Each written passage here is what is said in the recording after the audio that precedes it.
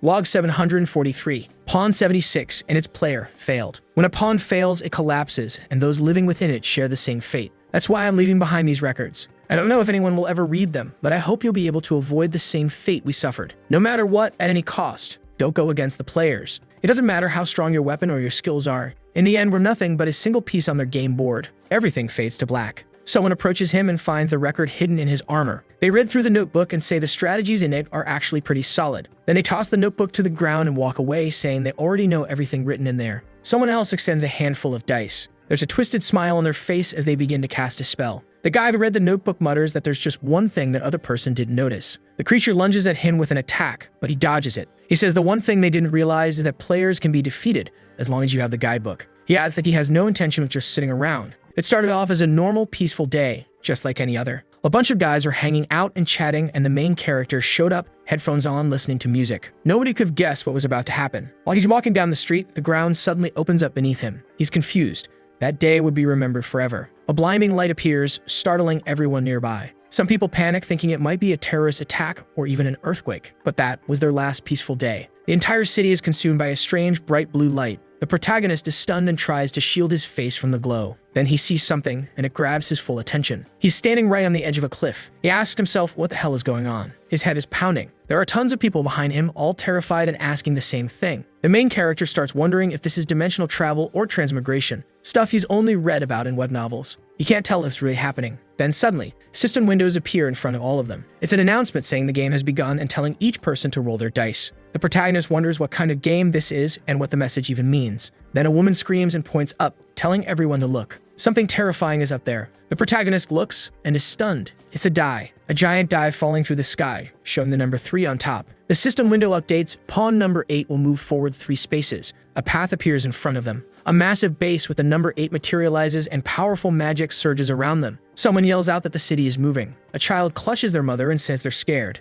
The protagonist starts to realize what's going on. They'd all been summoned into a game, but none of them are actual players. They're the pawns. That must mean the players are the ones who get to roll the dice and move them. The city moves forward, like it's stepping 3 spaces ahead, then it stops. The main character realizes they're not the pawn. The city itself is the pawn. But if the player only needed a pawn, they could have just summoned the city alone. So why did they bring everyone living in it too? Another message pops up on the protagonist's system window. It says they've entered a defensive zone and the difficulty and defense time are being configured. Difficulty, level 1. The die is rolled again, this time showing a 1. A second die lands on 3. Defense time, 3 days. A new announcement is made. A strange dome forms around the city and terrain starts rising up from the ground. Everyone is stunned that the Earth just appeared out of nowhere. They don't know what's going on. Another system announcement pops up saying the defense mission will begin shortly. If all 4 bases are destroyed, it'll be considered the end of the game. Inside the city, 4 locations are marked as bases by glowing arrows. In case of game over, the pawn will die. The main character wonders if the pawn dies, does that mean they'll all die too?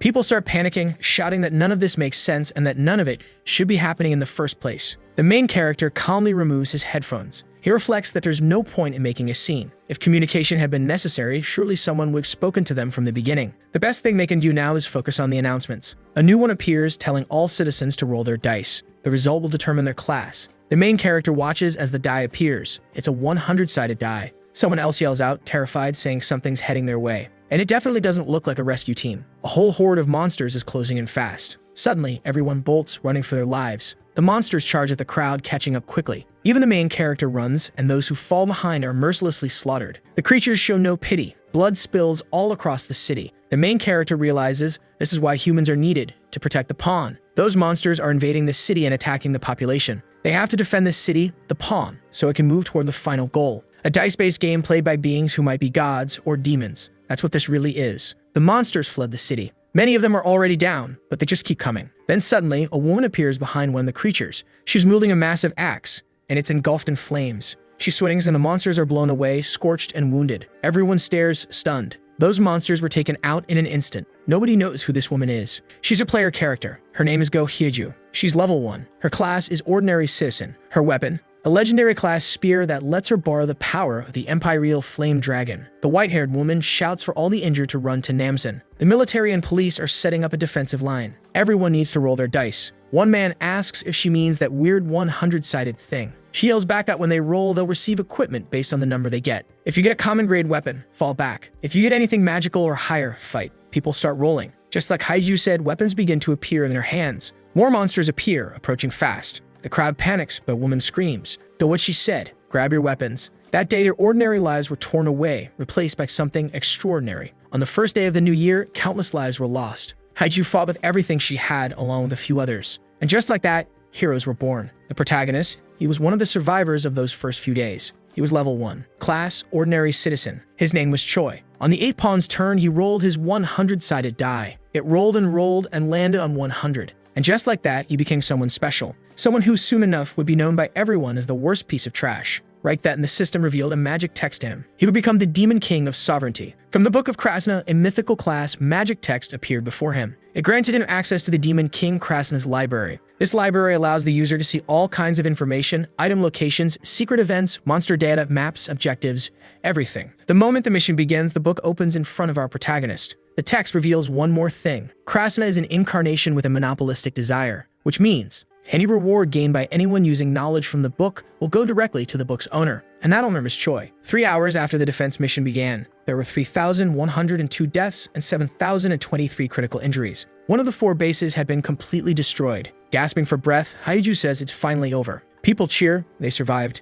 They actually beat that wave of enemies. Suddenly, a military truck pulls up. It's the Korean army. Soldiers get out and call for civilians and the injured to get inside. They're being evacuated to Namsan Tower. One soldier thanks Haiju, telling her she really gave it her all. But the girl just replies that it was nothing special. The soldier says thanks to the time she bought them, the military and the police were able to organize. And now, they're being sent out to different zones. That character is Ku Xiaoyang, level 1, class, ordinary citizen. He's wearing the Helm of Helden, a heroic class item. Thanks to an unshakable faith, the wearer doesn't fall into confusion, fear, or disorientation. Haiju says that means it's finally over. But Ku responds that phone calls and the internet aren't working, so it's hard to say for sure. They're using shortwave radios to communicate, and they should be getting status reports from the other locations soon. For now, they need to head to Namsan Tower. Haiju agrees, until someone behind them suddenly shouts, "No, it's not over. It's our hero, Choi Yu." He's holding a book in his hand, and even though he's injured, he says a boss will appear soon. He explains that the book has all the mission details, monster info, current progress,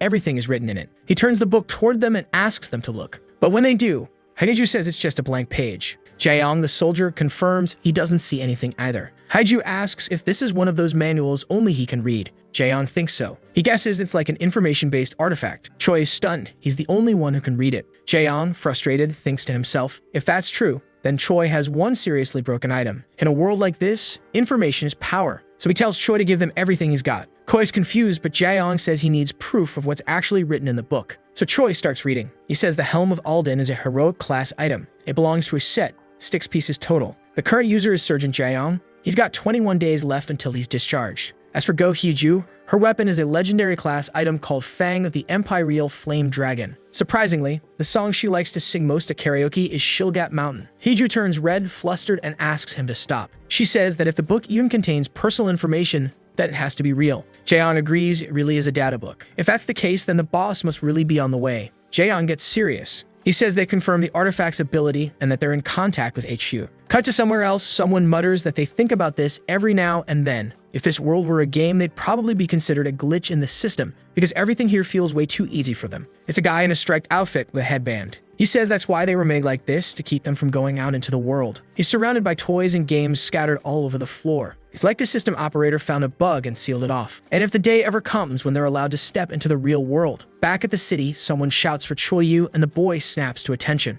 It's Sergeant Jaeyoung. He says HQ has given him the green light. It's a gamble, sure, but they don't have a better plan and there's no time to waste. So they've decided to trust Choi's information. Choi looks nervous. Jaeyoung hands him a walkie-talkie and asks him, please provide as much information and as many countermeasures as he can. Choi nods. He tests the device and asks if they can hear him. Then he says he's going to start explaining the defense mission. This is a defense-type mission. That means they have to protect the bases from waves of monsters, which will show up every 6 hours. At the end of each wave, a boss will appear. This time it's a 2-headed ogre. Its difficulty level is 1, and it uses both close-range combat and magic simultaneously. Choi says they'll win if they can defend the base 4 times a day, 12 times across 3 days, and defeat the boss of the monster wave. He has all the data on this mission. If they use that information to form a strategy, they can survive. After that, he says he's going to find a way to return to their original world. Hearing this, Haiju is left speechless. This guy isn't just thinking about the mission in front of him, he's already thinking ahead about what comes after. Choi gets serious and says it's time to begin. But he should have double-checked something back then.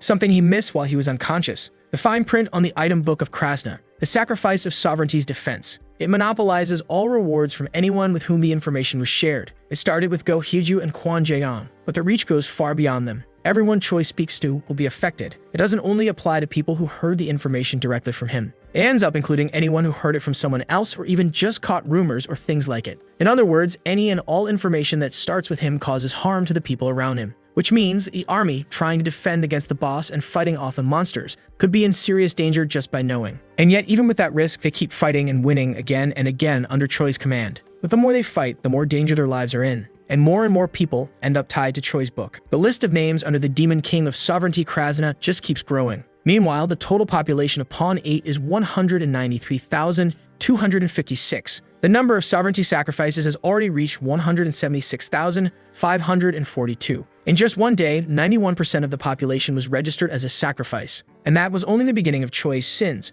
which would stretch all the way to the final moments of the game. A defense mission works like a tower defense game. Multiple enemies approach from different directions. Monsters head toward the bases, trying to destroy them, while the players have to build up forces to stop them. A wave of creatures starts approaching the population, and Choi gives the command for the army to strike. First, hit them with long-range weapons that cover wide areas. Then, while the first batch of weapons is reloading, begin the second wave of attacks using the other long-range weapons. Level 1 difficulty monsters aren't intelligent, so they're terrible at defending themselves or coordinating. The army fires from behind barricades, unloading everything they've got. It's easy to lure the monsters exactly where they want them. The creatures just charge forward. If they get them injured enough, the monsters will scatter. Then they'll run straight into elite units with high-tier gear that can wipe them out in one go. Choi keeps giving out directions where to maintain formation, which locations need more people. The Book of Krasna updates in real time, tracking everything that's happening. That way, Choi always knows what's going on. He just has to think about the information he wants, flip the page, and it'll appear instantly. As long as he's holding the book, he can access it. With it,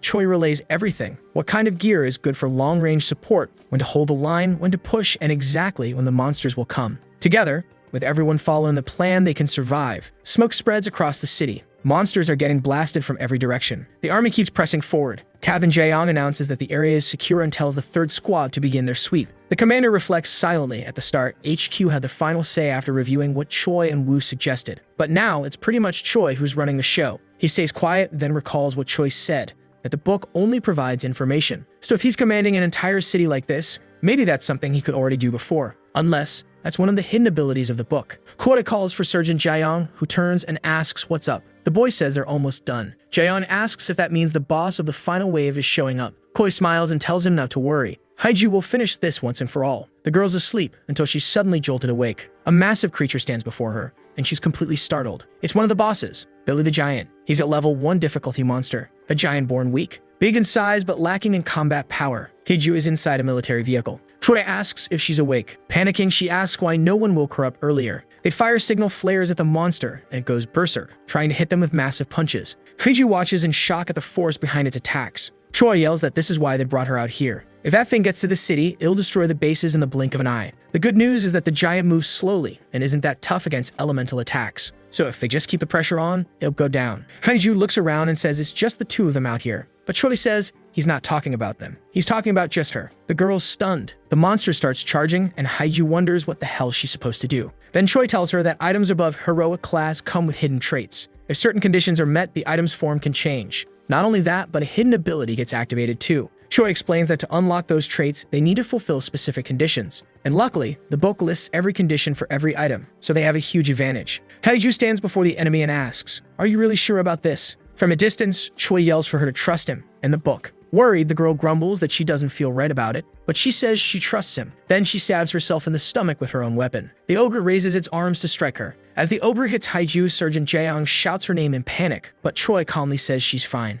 A red aura begins to swirl around both the giant and Haiju. All the conditions have been met. With that, the hidden ability of the Fang of the Empyreal Flame is activated. Choi and Jae-young are stunned by what unfolds. An Empyreal Flame Dragon is summoned. It can only be used once per mission. It charges at the giant and unleashes a massive explosion, one that can be seen from outside the city. Jae-young comments that if that ability had gone off inside the city, it would have been a disaster. But there's something even more dangerous than that attack, Choi-yu's book. That book holds incredibly dangerous information. If misused, it could lead to the fall of the entire city. Still, Jae-young thinks maybe it's a good thing that Choi is the one holding it. Then a system announcement echoes out, "Defense mission complete. Civilians outside the city will now be transferred back inside. Rewards will be given to all survivors. They've earned 300 points. The Additionally, there will be individual rewards based on each person's contribution, how many monsters they defeated, how much they helped defend the base, and their role in the boss battle. Those will be calculated and distributed shortly. The population is amazed that it really works just like a game. Now the point shop is open. There they can buy healing, abilities, equipment, and more. People are overjoyed to have survived.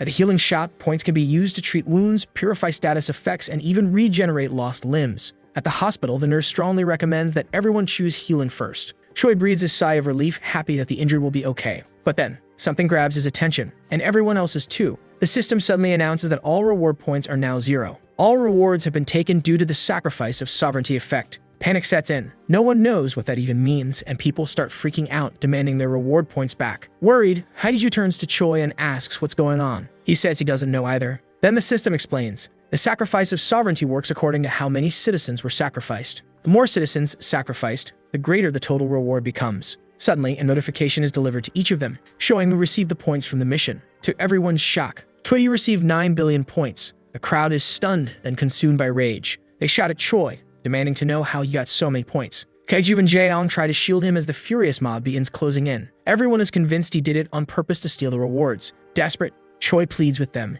saying he didn't know anything about this feature. Jaeong tells him to stay calm. First, they need to help the injured. He figures that maybe points can be traded or donated. So if Choi shares the points, it'll prove he didn't do it intentionally. If he doesn't, people will assume it was on purpose. Choi, panicking, agrees. But when he opens the system to transfer the points, a passive ability activates, Demon King of Monopolistic Desire. Krasna denies all sharing or donation of points and items. Koi starts to panic, completely confused. He has no idea what this ability even is. The crowd, now enraged, screams at him to hand over the points. Koi tries to cheat the system by buying healing items and giving them out to others. But the system blocks that too. Frantic, Choi screams to Haiju to burn it. He throws the book to the ground. After throwing it, he reopens the system, hoping something's changed. But instead, the book begins to move on its own, like it has a life of its own. Choi squeals in frustration while Haiju watches, clearly worried for him. All around them, people are in full-blown panic. They beg for points. Some are even dying without them. What once was hope is now turning into rage and resentment. Everyone wants to hunt Choi down and destroy him. The crowd tells Sergeant Jae-young that the death toll is rising and the citizens are furious.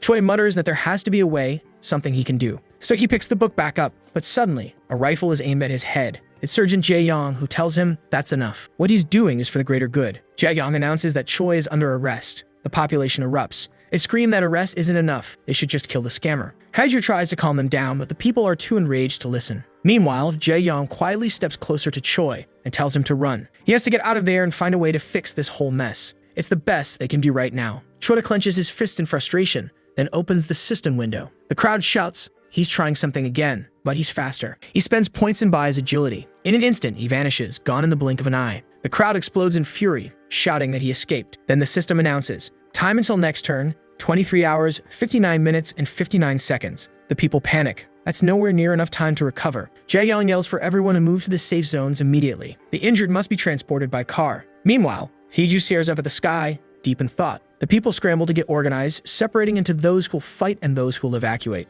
They're told to watch their system windows carefully and stay inside evacuation zones. Everyone must memorize the locations of temporary bases and safe centers. And if they run into Choi, they are to run away immediately. They must report his location and flee as fast as they can. They are not allowed to follow any advice or guidance from Choi. If someone becomes a sovereignty sacrifice and hides it from the public, it will be treated as a crime punishable by law. Jae-young and his squad begin developing new strategies for the upcoming battle. Meanwhile, Haiju also gets ready. Most of the population evacuates, trying to escape what's coming. Fights break out, and the people's faith is tested. 24 hours later, the system announces, a new turn has begun. All players, roll your dice. Pawn number 8, their city is moving forward 4 spaces. They arrive at the Demon King's Seal Square. The demonic pillar guardians will now appear to protect the pillars. The population's job, destroy all the demonic pillars. If the pillars aren't destroyed in time, the Demon King will be summoned. A die is rolled to determine the mission's duration, 5 days. There will be 3 pillars, each with its own guardian. The first pillar has a level 1 guardian, the aimless fallen angel, a fallen angel wandering in search of its lost purpose.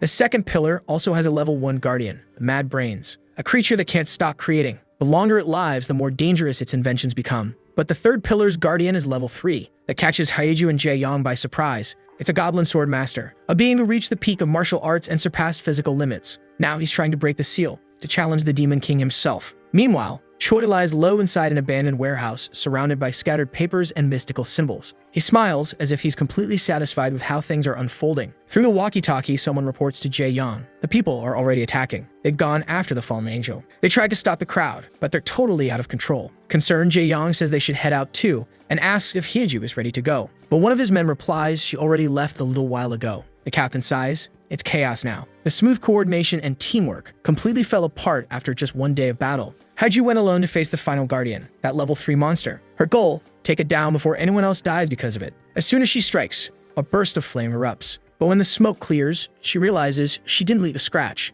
The swordmaster spins his blade once and knocks hers far away. Then, a strange blue light appears. The swordsman looks confused. His attention shifts. Someone is approaching, quiet, measured steps. He catches Hyeju in midair and gently sets her down. The girl stares, stunned. "You're back," she asks. Choi nods and asks if she can still speak to the others. He wants her to deliver a message. "All the rewards will be used for me alone." Hyeju is caught off guard. She doesn't understand what he means. Then Choi says it plainly. "Tell everyone never show up in front of me again unless they want their rewards stolen too." There was no way to return everyone's rewards. No way to get rid of that curse book. So Choi opens his status window to level up. Smiling, he says he wants to max out all his stats. Hyeju is stunned by how fast it's happening. All over the city, citizens receive notifications that Choi is maxing out his stats, and they go ballistic. Choi rolls the dice to get the highest quality equipment possible. If he's stuck with this, then he might as well use it. He plans to take full advantage of the rewards earned through blood and tears, along with the power of the Demon King. Choi stands before the Pillar Guardian, glowing with a red aura. He's made up his mind.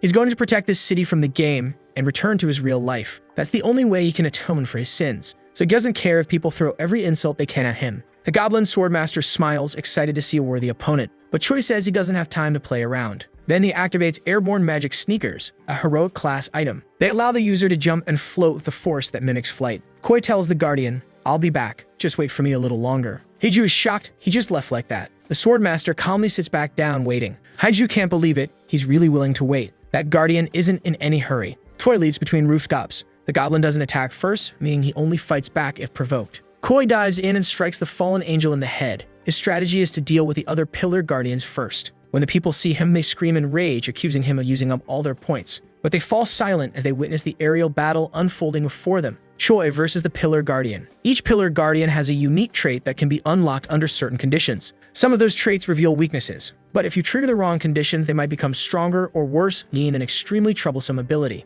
The fallen angel fights with everything it has to destroy Choi. Once this Guardian kills 100 humans, it evolves into a version that will wipe out humanity. Right then, it becomes significantly more powerful and abandons the Pillar, focused now on hunting humans instead of guarding. Choi chose this one exactly because it has the most annoying trait, and he plans to unlock it the right way as part of the mission. He manages to rip off its wings. As it falls to the ground, Choi thinks to himself, the most important thing isn't completing the mission, it's how you complete it. Over the walkie-talkie, Jaeong warns everyone to stay at least 500 meters away from the pillars until they figure out what Choi's real intentions are. He wonders if Choi really couldn't find a way to return the rewards, or if he just chose not to. Choi didn't seem like a bad person, but someone with that much power shouldn't be acting on guesswork. Someone that smart and that powerful could probably take control of the entire city if he wanted to. Even Hyeju, who Jaeong thought might be able to help keep Choi in check, is losing control. Jaeong questions whether they're really going to be able to complete this mission. Choi darts through the sky, fighting, attacking, flying across the city. From a distance, Jaeong watches. Suddenly, a red light appears beside his vehicle,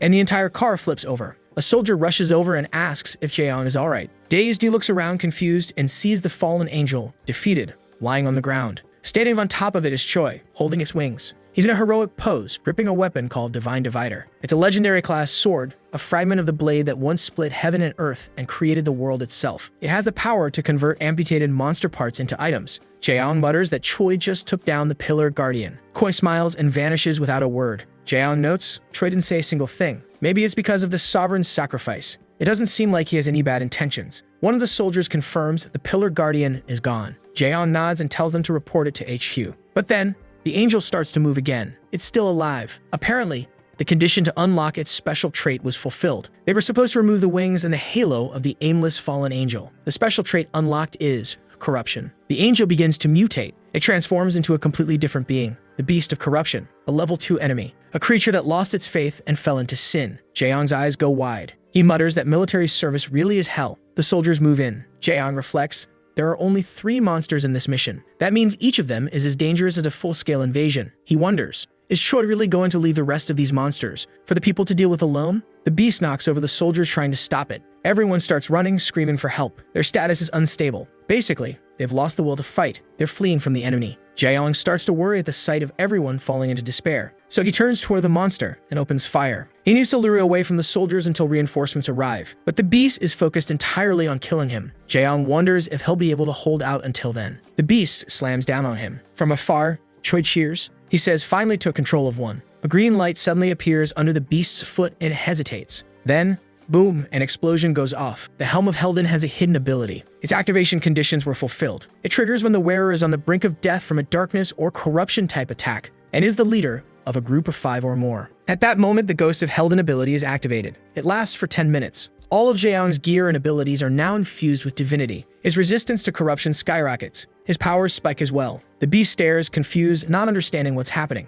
Then the ability fanatic activates. Every soldier nearby starts losing their minds. The fear that once paralyzed them is gone. Now they fight with everything they've got to survive. Koi watches from a distance and mutters, "Okay, this is way darker than I expected." Earlier, someone had told Jaeyoung they'd give him a vetical, but he'd be on his own. He joked, asking if that wasn't too much privilege for a mere sergeant. Kim Song replied, "That courage. I like the balls on you, Jaeyoung." At first, Jaeyoung didn't know how to react. Then Kim Song said they barely had any intel on the current situation. And in times like that, what they needed was a calm observer, someone rational, someone who doesn't lose their head, someone capable of making logical decisions under pressure. A cold, level-headed sentinel. Now possessed by Helden's spirit, Jaeyoung shouts, "Everyone, attack the enemy." Kim Song had been right. Jaeyoung was perfect for the role. With that, everyone joins in, and together they annihilate the corrupted beast. The system announces, the Beast of Corruption, Guardian of the First Pillar, has been defeated. The highest contributing group, Independent Escort Squad, Squad Leader, Sergeant Jaeyoung. Kim Song reads the message in silence. Koi cheers in victory, grinning.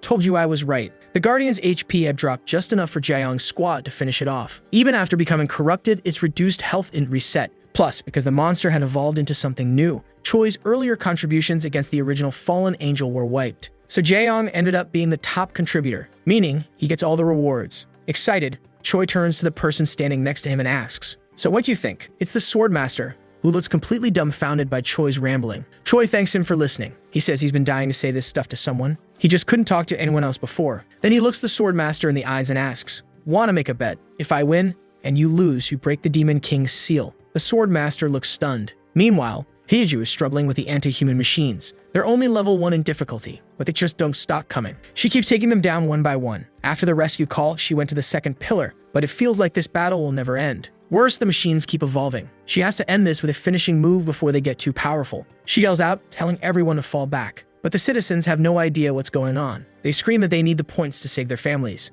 They're not about to give up this fight. All the while, the Pillar Guardian keeps creating more machines. 2 people are hiding, trying to ambush the Guardian. They decide they'll finish it themselves. But before they can attack, the creature detects them and fires a laser beam. Right before it hits, Hyeju leaps in front, creating a shockwave explosion. She screams for them to run, but by the time she finishes the sentence, the pair is already long gone. Hyeju gives a small smile, but the Pillar Guardian isn't done yet. It starts scanning her, identifying risk factors. After a full scan, it produces a specialized unit, anti-Hyeju machine. She's shocked. Now she knows she has to end this. But suddenly, all the other machines begin charging straight at her. She's startled to see they're all targeting her, but to her, that's actually better. She unleashes explosions and destroys as many as she can in front of the Guardian. She screams for everyone to get as far away as possible, then fires a ranged attack straight at the massive brain. The blast is huge, so powerful it even hits some nearby citizens. Still, Hyeju is thrilled because she did it. She sighs, then thinks to herself, "Yeah, there's no way this world is anything close to easy." Suddenly, an anti-Hyeju machine appears. It's resistant to fire, equipped with a Dragon Slayer, and deals bonus damage specifically to Hyeju. She's stunned to see a machine that was literally designed to eliminate her. The creature appears behind her in a flash, launching a vicious strike. She barely manages to defend herself, but her vision begins to blur. She starts to lose consciousness, and that's when she sees Choi approaching. He flies straight toward the Pillar Guardian and tears off its head. Just before blacking out, she sees him holding that massive brain and wonders what the hell he's doing. Then, she loses consciousness. A massive explosion rocks the battlefield. The specialized anti-Hyeju unit marches toward where she fell, but now there's only a pool of blood on the ground. The target is simply gone. The machine initiates tracking mode. Even without its head, the Pillar Guardian is still alive. The condition for unlocking its special trait was met, destroying the collective brain of the Insane Brain's host. The new trait unlocked is Insane Order. Now it continuously mass produces the last item it created, doubling its manufacturing speed and output. It won't stop producing until the main body is destroyed. Waves of enemies start flooding out, heading straight for the people. The pillar took longer than expected to fall, and many civilians are now hiding in fear. The population realizes the first pillar is far tougher than they thought, and they don't have enough firepower. Meanwhile, the second pillar is surrounded by monsters and panic spreads. People scream, yelling for the wounded to be evacuated immediately. Finally, military reinforcements arrive. Choi watches and reflects. He could easily take them all out himself, but that would be pointless. To win this whole game, not just the mission in front of him, Choi needs the entire city to get stronger. And to do that, the first thing he needs is a capable commander. In this case, that's Jaeyoung, and he needs a champion unit, someone the people can rally behind. That's Haiju. She suddenly wakes up blinking. "Am I alive?" she asks. She turns her head and asks if the person there saved her, but then sees it's the swordmaster right by her side. She gasps and screams, but the swordsman tells her, "Keep your voice down." Haiju quickly apologizes, saying she was just startled. Then she gets even more shocked, because the guardian is talking. He says he treated her wounds, but they don't have much time, so they need to get started. He tells her, "You said something once, after a huge loss, it's always the same cliche. Find a great teacher,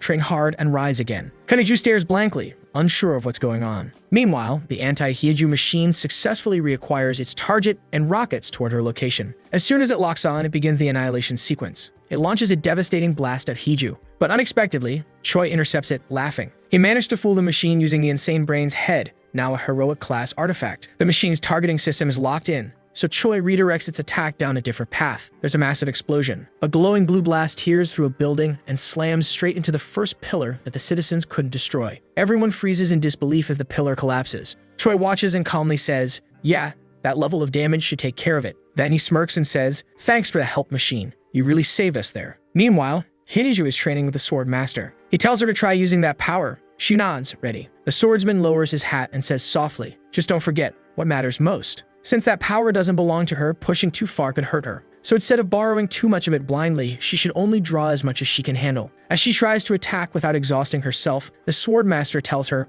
"Power shouldn't control you. You should be the one controlling it." With newfound determination, Hyeju leaps forward to strike the guardian. But after attacking him over and over, she collapses to the ground, exhausted. Panting, she asks, "Did Choi make a bet on me that I'd beat that machine?" The man confirms. Hyeju stares at him. Is that even possible? The swordmaster goes completely silent. She sighs. Yeah, staying quiet right now isn't exactly reassuring. Then he asks her, "Why did you let me train you? Why do you trust Choi? Why do you even want to get stronger?" Hyeju slowly stands. "Honestly, I don't know. There's so much I don't understand about the game, the missions. I'm not smart enough to figure everything out just by thinking. So I have to strengthen my body first. And maybe, if I keep doing that, I'll start seeing things more clearly." She stretches. "This is how I live." The swordmaster smiles. He thought Choi was using her. But no, it's completely different. She's a martial artist walking her own path. He grins, baring his teeth. "Then it's time to get serious with your training." 3 days later, the population is still hiding, cramped together, exhausted, injured. Those who evacuated wonder if they should go help those still outside. Someone says they might lose points if they do.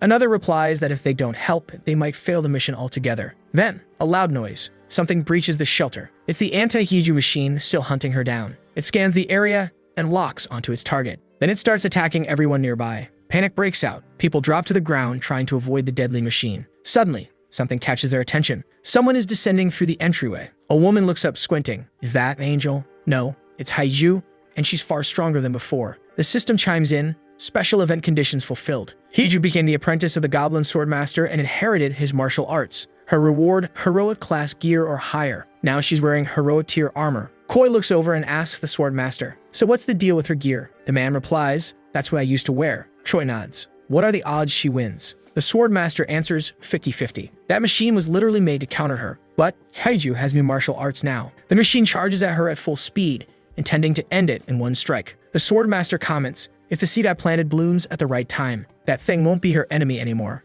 Hyeju now has a new ability, Apprentice of the Swordmaster. Her skill with close-range weapons is rising rapidly. Day 3, 15 hours and 34 minutes into the mission. Only the first pillar has been destroyed. Soldiers inside the van are furious. Day 3, 17 hours and 21 minutes in. The second pillar's guardian is finally defeated. Day 3, 21 hours and 1 minute in. The anti-Hyeju machine is taken down. Everyone is shocked. Day 4, 0 hours and 3 minutes in. Hyeju reappears, leading a group of citizens behind her. Most of the population has returned to the fight. Day 4, 3 hours and 44 minutes in. The second pillar is finally destroyed. Seeing all this, people start to feel hopeful again. They begin to think, maybe, we can actually finish this first mission without Choi's help. But that was just what they thought. The Swordmaster tells Choi, "My apprentice one, time to keep your promise. The people, alongside the military, start organizing. They're gathering weapons and supplies. Kim Song radios Jaeyoung, half joking, "I sent that guy out just to scout the area, and now he's back acting like a general." Then he sighs. "Whatever. Leave the injured to us. Go do what you need to do." He's willing to take full responsibility. He even radios again. "If you pull this off, I'll promote you myself." But that's not what Jaeyoung wants. He just wants to go home. Then Haiju walks up and says, "Come on, Jaeyoung. We need to move." He asks her, "Are you sure you'll be okay?" She nods. "I promise my master. Next time we meet, we'll be enemies." Jaeyoung blinks, confused. He mutters to himself, "Why does this feel like it's turning into a completely different genre?" Jaeyoung wonders, "Can I really win this? This is a level 3 monster, one that not even Haiju could defeat. People are going to die. No matter how it ends, a lot of them are going to die." He asked himself what Choi could possibly be thinking. Suddenly, Jaeyoung and Haiju both look up, alarmed. There's a massive rift opening in the sky. They have no idea what it is, but flying straight toward it is Choi. With a powerful kick, Choi strikes the massive circle in the sky. A thunderous boom echoes through the air. Then the system announces, the Demon King's seal has been destroyed. The mission objective is updated. The seal breaks open, and countless creatures begin pouring out from it. The system issues a warning. New mission, kill the Demon King. Failure means the end of the game. The population breaks into chaos. People start panicking, screaming at Choi, calling him a lunatic. Jaeyoung is stunned. What the hell is Choi doing? The Sword Master watches from afar. He didn't think Choi would actually do it,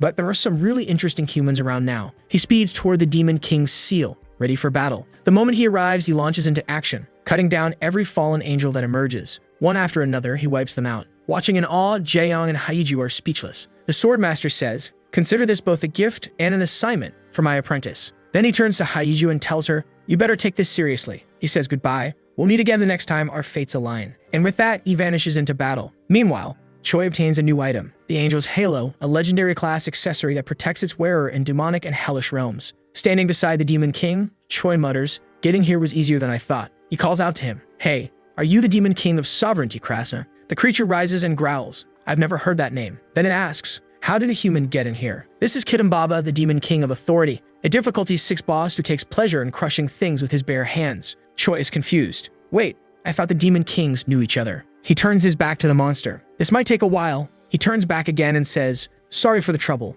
Your opponent's on the way, so hang tight." The Demon King scoffs, "This is humiliating," and swings at Choi. Choi turns around just in time to see the hit coming, and his eyes widen. At that moment, the Sword Master arrives, only to find something unexpected. The Demon King is bleeding, and Choi is dodging every attack effortlessly. The King's hands are raw, shredded, and torn apart. Choi shrugs with a smile. "Sorry about that, instinct." The Demon King stares in disbelief. How is a mere human doing this? Choi bows lightly. "My bad. That was an accident." The Demon King is enraged. "You dare mock me like this?" Choi gets nervous and turns to the Sword Master. "Aren't you going to switch with me now?" But the Sword Master starts speaking calmly. "He's not interested in me anymore. He's focused on you now." Choi realizes everything is flipped. The plan was simple. The Goblin Sword Master was supposed to fight the Demon King one-on-one. That was the only way to complete the hidden event, Martial Artist's Fate. In that event, the Sword Master would aim for mutual destruction with the Demon King, sacrificing himself to take the monster down. If that happened, the reward pool would skyrocket, and all citizens would receive massive point bonuses. But now it's ruined.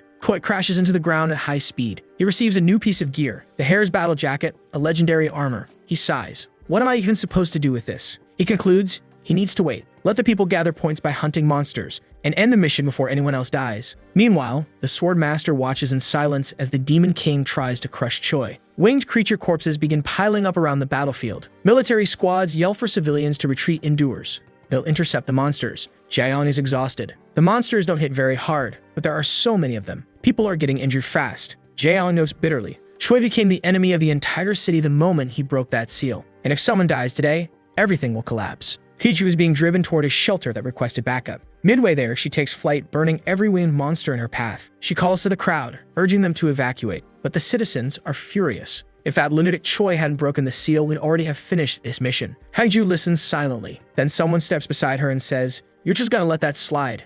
Honestly, I thought you'd explode after hearing them trash your boyfriend. But I guess you're colder than I thought." The speaker, Kang Ju-woo, level 1 class, ordinary citizen. Annoyed, Haiju asks who said Choi was her boyfriend. Kang just shrugs and says, "Whatever." Then he tosses his bag of cookies to Haiju and says it's for saving his life and escorting them. She looks inside the bag. There's only half a cookie left. Suddenly, the Sword Master steps in front of Choi and tells him to get back. He smirks and teases Choi. "Are you getting attached to me now?" Choi, flustered, replies, "If we'd met in another world, maybe we'd grab a drink together." Without another word, the Sword Master heads into battle. Choi feels a bit guilty. It's already too late to trigger the martial artist's destiny. But even if it wasn't, he'd still feel guilty. Then the system suddenly announces, friendship with Goblin Swordmaster has reached the maximum level. A hidden ability from Krasna has been unlocked. Choi is confused. He didn't even know that was possible. He smiles down at his book, amazed at what it can do. The goblin, now worn out, says the Demon King is stronger than he expected. But now, it's time to use his ultimate move, a technique that risks his life, all for his friend and his student. But Choi moves faster. He charges at the Demon King and defeats him first.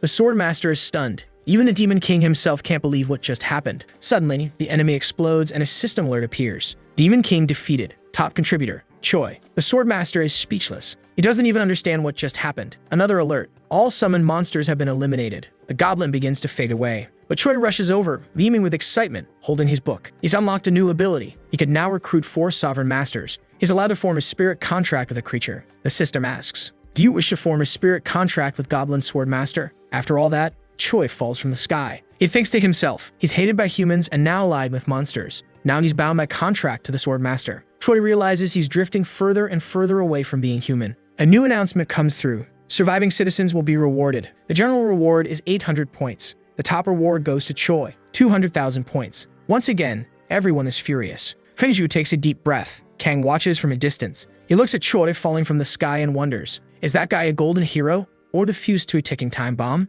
Jaeyoung reflects, I don't know much about games, but this one feels like a base defense with massive troop deployment. He questions whether a max-out unit is even meant to exist in this game. Could someone really exist who could even beat a Demon King? Or is Choi just a glitch? The system suddenly reports, an abnormal unit has been detected. Target, Choi. He has max level and max stats. Now a decision must be made. Eliminate, reset, subjugate, or summon. The player chooses. Eliminate the unit. Something catches Choi's attention. He wonders if he's imagining it. He feels like someone's watching him. The system responds, error. Command could not be executed. A full inspection of the selected unit begins. Choi's profile is displayed. Then his unit is set as hidden. Other players can no longer see him. From now on, Choi is invisible in the system. The player may now return to the game. Meanwhile, the citizens are celebrating. They're spending their points in the shop. A messenger activates a magical item, a magic class accessory, to announce the results of the reward data analysis. There are 7 types of dice, each with different numbers based on type: 4, 6, 8, 10, 12, 20, and 100-sided dice. Most are tied to specific classes. Items, weapons, tools, and gear are generated at random. Jaeyoung, for example, receives a Destiny Spork, a heroic class accessory that always returns to the user, never gets lost, and is always clean. He looks at it and mutters, I guess high-class gear doesn't always mean it's something good. Meanwhile, the people are overjoyed with the items they received. They start trading, selling, and negotiating. The population begins organizing. Some are recruiting attackers for the next mission, others are seeking defenders for evacuation zones. Jaeyoung turns to Haiju and asks, are you really leaving? She nods. Yeah, I don't think the military's for me. There are still so many people hiding in fear. I want to help them. But she adds, she still plans to support the missions, so Jaeyoung doesn't need to worry. He watches her go, thinking to himself, little by little, we're getting used to this crazy world. From a distance, Choi watches silently. The citizens are off to a good start. The champion, who will be essential to future missions, and the military, both have taken their places. How they move forward from here, that's what will matter most. If the plan Choi sets into motion from here on out fails, the city will fall in the hands of his own people. Choi takes a moment to reflect. Then someone taps him on the shoulder. He turns around and is surprised to see a girl greeting him. It's Kang Ji-woo. She's level 5, a regular citizen. Choi is shocked she suddenly showed up like that. He asks how she even got there. She casually replies, I just climbed. She steps closer and Choi tenses up. Then Kang says, I thought you'd be sad being all isolated up here, but it looks like you're actually used to it. Choi frowns. What's that supposed to mean? But she doesn't answer. Instead, she says, there's no fixing anything today, but I'll come back later. Choi blinks, confused. Then, why'd you even come up here to find me? Grinning, Kang teases him. You're not going to figure that out staring at your book. Choi replies, unfortunately, thoughts don't show up in the data. As she turns to leave, Kang adds, that's good. I just wanted to see your face. The face of the idiot who could have taken over the whole city and still chose the hardest path anyway. Then she jumps off the building, attached to a rope. Choi's caught off guard. That whole encounter and her sudden exit, it left him pretty rattled. A citywide announcement pops up. The city's experience level has increased. The city is now level 1. Citizen features will be improved. They can now customize their interface windows, block or add friends, and message others directly. Some parts of the city's infrastructure will also be physically upgraded. Choi realizes that the city's experience goes up whenever citizens spend points. He feels a little frustrated because his own points don't contribute to that total. Then a thought hits him. Where exactly are the points I'm spending going? He figures it's probably being absorbed by the demon that owns the book and wonders if it's really okay to keep using it. Elsewhere, Jaeyoung receives a new badge. He's now a second lieutenant. Kim Song celebrates the promotion, though Jaeyoung just looks completely drained. From a distance, Kang watches it all. She mutters, "They're doing great, but where exactly am I supposed to fit in? A fragile citizen like her, in a city this dangerous." Meanwhile, Choi sits silently in front of his book. Then a new system message appears. A new turn has begun. They've reached the house trap of the Golden God. The city has been captured by the Golden God, and if they don't satisfy him within the time limit, it's game over. The Golden God's greed level is 2. There will be 4 maps. The mission will last 2 weeks. Jae-young studies the details. He hadn't expected the units to change like this. They have to find treasure hidden across the summoned maps and bring it back to the city. The treasure's value directly affects the Golden God's satisfaction level. But here's the catch. The treasure can only be appraised inside the city. Everyone starts looking around confused. This time, there aren't any monsters spawning in the city, and if someone else completes the mission, everyone gets the overall reward. Then another announcement appears. There won't be a general reward this time. Each player's reward depends solely on how much they satisfy the Golden God. That news really frustrates people. Some of them don't even have proper combat gear. Hanju watches everything unfold. She notices how long and complicated this mission description is, so she decides to skip all that for now and head straight into the mission. She's determined to explore the entire map on her own. Koi watches from a distance. Their researcher's been incredibly lucky with dice rolls. If everything goes well, they'll complete the first level of the city's development plan with this mission. Until then, he plans to keep using the Book of Christina. After that, he'll figure out how to get rid of it. Suddenly, a sword bursts out from inside the book. It pierces straight through Choi's chest. He's stunned, no idea what's happening. The book slips from his hand, and a system message pops up. The number of sovereignty sacrifices in the last mission 0. Choi clutches his chest, the pain unbearable. Then the system declares, this is the Demon King's punishment. Demon King Christina chastises him for being idle. Until the user offers sacrifices of sovereignty, they will suffer extreme pain and their HP will continuously drop. If no sacrifices are made before HP hits 0, the individual will die and the Book of Christina will choose a new owner. Sector A, the jungle. A group arrives and finds a dungeon. It looks like an unregistered one. One guy says it's great, they'll have the whole place to themselves. Another suggests reporting the dungeon's location to the military and earning 50 points each. But the first guy asks what good 50 points will do. He's carrying a weapon called Black Flame Dragon, a medium fire damage weapon with bonus power when held in the right hand. Their team name is Kang's and Rose's. Their leader is Kang Doeop, level 3. There are 4 members in total, and they're determined to make a name for themselves in this new world. Suddenly, a dark and eerie figure appears at the dungeon's exit. The group is startled. Someone wonders if it's a gatekeeper monster. Another guy remarks how easy it is to spot the patterns now. They used to be raid leaders and guild masters. To them, this world's just a playground, until they saw something strange. The thing that walks out of the dungeon is Choi. He casually says, the cripple's the boss. He starts rattling off dungeon details, how to get rid of the enemies inside. The team tries covering their ears, desperate not to hear it, but Choi just keeps talking. Later, Kang complains, we became sovereignty sacrifices on the damn first day of the mission. They can't believe how unfair it all is, and they're furious. Someone says something has to be done about that guy Choi. But another replies, what can we do? He's max level with a mythical grade weapon. So they decide to abandon this mission and keep quiet. They're stuck now, inside the sovereignty sacrifice isolation zone. Inside, people are talking, trying to figure out how Choi's been picking them off. One person was caught in the jungle group, another in the canyon. They're fed up, saying Choi looked like a demon. There's no way someone like him is a good person. These were his true intentions. People got so creeped out by his face that honestly, they were about to give up on the whole sovereignty thing and just go treasure hunting instead. But in the end, they didn't want Choi to benefit, so they came back to the isolation zone. Everyone there is seriously stressed out. They're tired of being manipulated by Choi like they're pawns in his game. The system announces that the number of recorded sovereignty sacrifices has reached 2,000. The Demon King is slightly satisfied, so the punishment has been slightly reduced. Koi notes that the pain is now a bit more bearable. He reflects that this part wasn't mentioned anywhere in the item description. He had no idea there'd be this kind of punishment from the Demon King. Clearly, the book isn't revealing everything about itself. Still, Choi's relieved. This level of pain is manageable. It's within the margin of events he expected. The Demon King might think he's got Choi under control with this punishment, but in reality, Choi is the one in control. In Sector B, the canyons, a winged creature soars overhead. It's the Emperor Griffin's nest. The Griffin is a level 3 monster, but if you fight it inside its nest, the difficulty can increase drastically. The creature flies directly toward Choi. Meanwhile, Hyeju is fighting another monster, a stone troll, a level 2 creature evolved to survive in canyon environments. She remembers something the Goblin Master swordsman Jack once told her, power wasn't made to be controlled. She defeats the monster and thanks her master. The swordsman's apprentice is now even stronger. Then, out of nowhere, she spots Kang Ju-woo beside her, cheerfully opening a treasure chest. Hyeju's baffled. Why are you following me around? Without hesitation, Kang grins and says, sticking close to you comes with perks. She says it without an ounce of shame, and with so much pride that Hyeju is left speechless. Teasing Hyeju, Kang asks if she'd really leave a fragile civilian all alone in a dangerous place like that. Hyeju says she would. But first, she sends a message to someone, letting them know where the treasures are located. From atop a canyon, a monster silently watches them. Haiju then points out that Kangju's bag is awfully small considering she's been following her around all day. Kang just shrugs and says her motto is quality over quantity. You can't actually tell what the treasure is until you take it back to the city and have it appraised, so she's just grabbing whatever seems cool. Haiju raises an eyebrow. What filter are you using to decide that? Kang, blunt as ever, replies, my eyes. Haiju chuckles to herself. Kang's a little weird, but honestly, still pretty awesome. Then Kang brings up Haiju's friends. Haiju says she dealt with the monsters on the way here. Kang goes quiet for a moment, then asks if she really doesn't know anything. Monsters aren't the real enemies in this mission, and this isn't some peaceful treasure hunt either. It's a free-for-all, a solo mission where everything's on the line since there's no shared reward. Treasure isn't claimed until it's been appraised,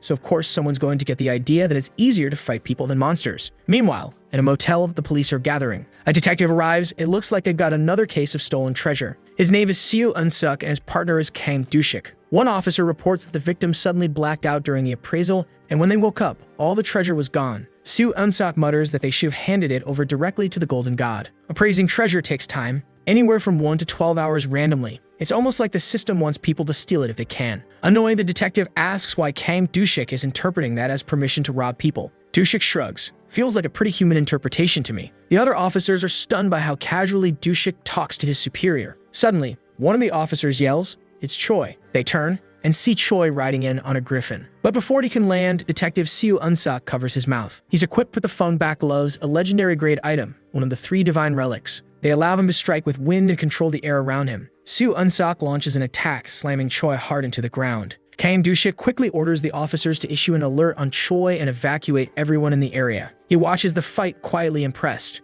rushing straight at Choi despite being outmatched in both gear and level. That's the kind of professional instinct you can't help but respect. Seo Unsuk glares at Choi furiously, but then he notices something. Choi isn't dodging. He's not even surprised, so he demands to know what Choi is scheming. Notifications start pouring in across the city. Apparently, Choi's been arrested by the detective. The citizens go wild with excitement. Everyone scrambles to grab their gear and go treasure hunting. Back in Sector A, the jungle, we reach the Goblin Village. Adventurers are storming the place, hunting monsters for all kinds of treasure. One soldier, Wang Minwoo, level 3, charges and wielding a heroic-grade axe. Another soldier joins him. His name is Li Wujin, and he's using a heroic-grade bow. They start clearing out the goblins one by one. Wang and Li begin arguing. Wang wants to know why Li brought a bow instead of a rifle, since the bow is clearly less accurate. But before the last goblin can escape, a sharp strike hits it right in the head. It was Sergeant Park Shankyu. He grumbles that those 2 idiots will need to redeem themselves later. He radios the platoon commander, reporting that the area has been secured. The commander is Jiayong, who confirms they're done on their end too.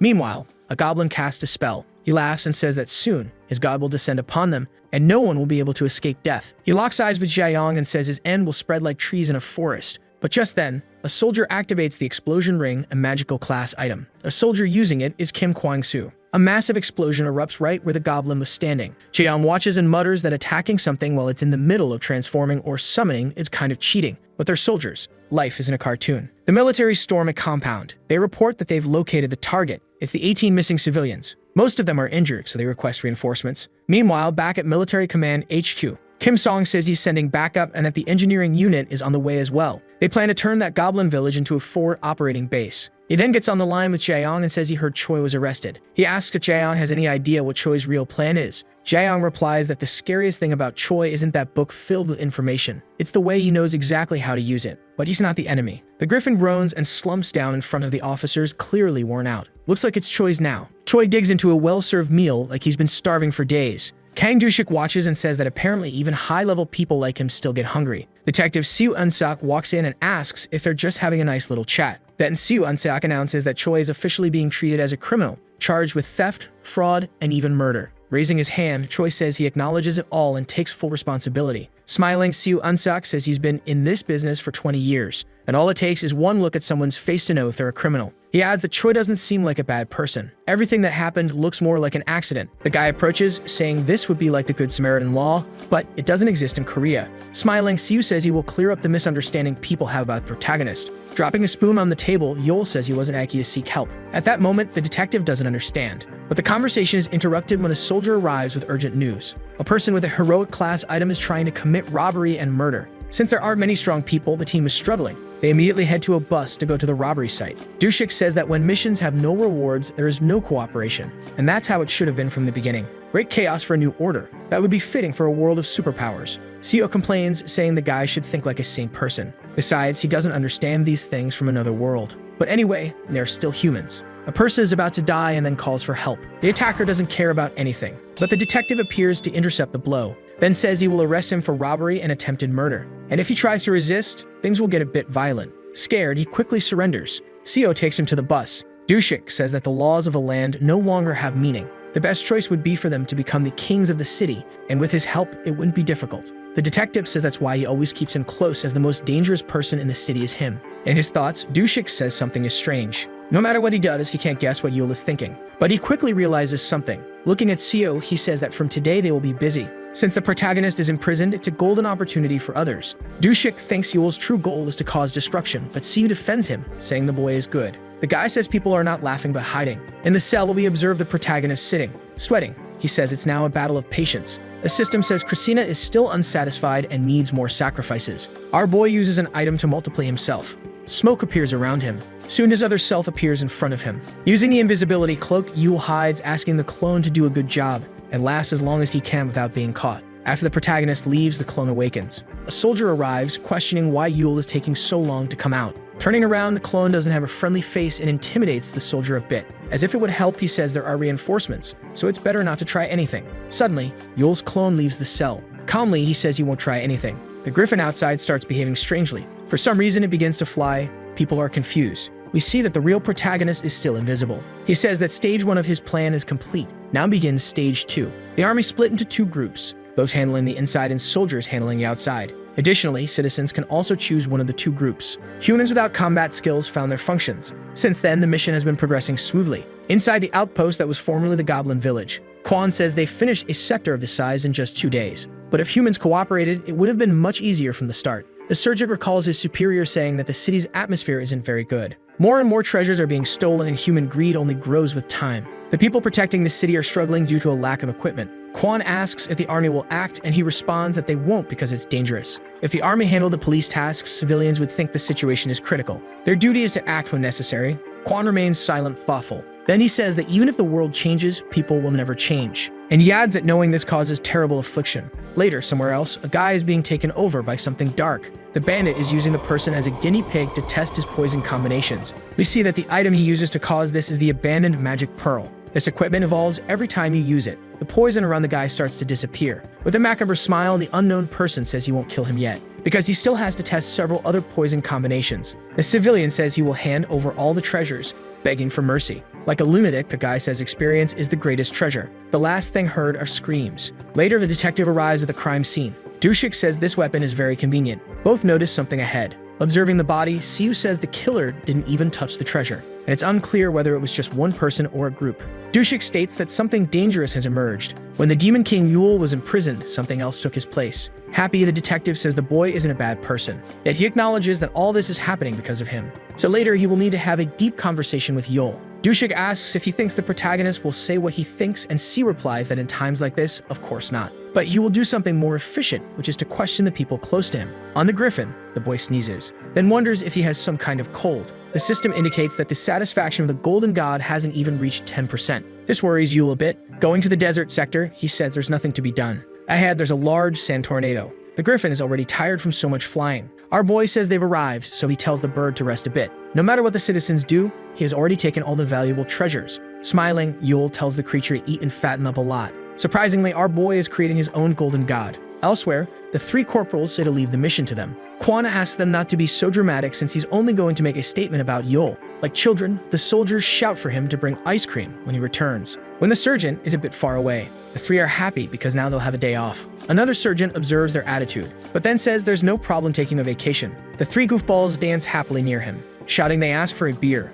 And meanwhile, the surgeon thinks he can't leave the idiots alone. A hand hovers in the darkness. 4 blows are struck at the protagonist. Then he falls to the ground, stunned. Jack says it's done. Now that he has pierced all your pressure points, the pain should have subsided. Our boy thanks the goblin, since he has helped a lot. Currently, Jack has become one of Yule's 4 sovereigns. There are many questions the boy wants to ask, but it's better to wait until the situation stabilizes. And now he will take advantage of the moment that Sergeant Quan is in the city to rob the houses in the jungle sector. Something happens to Quan. He quickly orders the soldier to turn the car around, because now they are in an ambush. The enemies take potions to keep attacking them continuously. Kwon questions if these guys have lost their minds by attacking the military. Even so, if he retaliates, it will be chaos because, like it or not, these guys are civilians. The sergeant decides to flee until reinforcements arrive. They flee at high speed so the people cannot catch them. Keeping calm, Kwon notices that the crime rate is worse than he imagined. The stronger humans went treasure hunting, leaving the non-combatants in the city. Thus, the best environment for criminals was created. If a powerful bandit appears, the city will become dangerous, and meanwhile,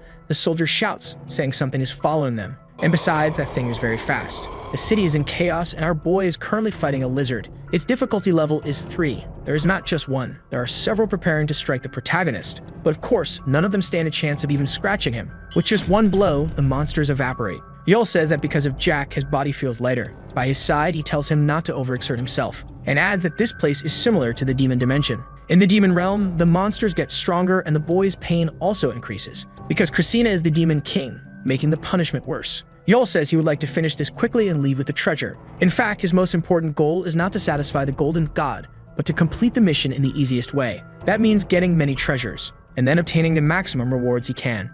The protagonist says that the chaos happening in the city is because of his plan to get treasures. A monster made of poison attacks the soldier and Kwon. The two are not scared and have already called for reinforcements. Before being there, the sergeant earned a promotion reward. His superior said he got on a mission and also gave some items to his subordinates. Kwon didn't say much, only that he still couldn't get used to it. The item is heroic class, providing momentary shelter for the user. A safe area is created with a range of 3 meters and lasts for 3 minutes. The sergeant tells the soldier to stop because if they act hastily, they could suffer. Before doing anything, someone jumps onto the moving car. The guy catches their attention. Kwon asks him to call the leader because he has no intention of talking to lackeys. The man starts laughing, saying the sergeant is good at offending. Pointing his hand at them, he says he is the leader, and orders them to obey, but they don't want to die there. The entire car is enveloped in poison. Things start to melt. This scares the soldier, but Kwon remains calm thanks to his helmet. In his mind, he notes that this smoke is corrosive and the area the poison covers is wide. Moreover, if things go wrong, their fate will be no different from the people outside. For now, they are fine since the item is protecting them.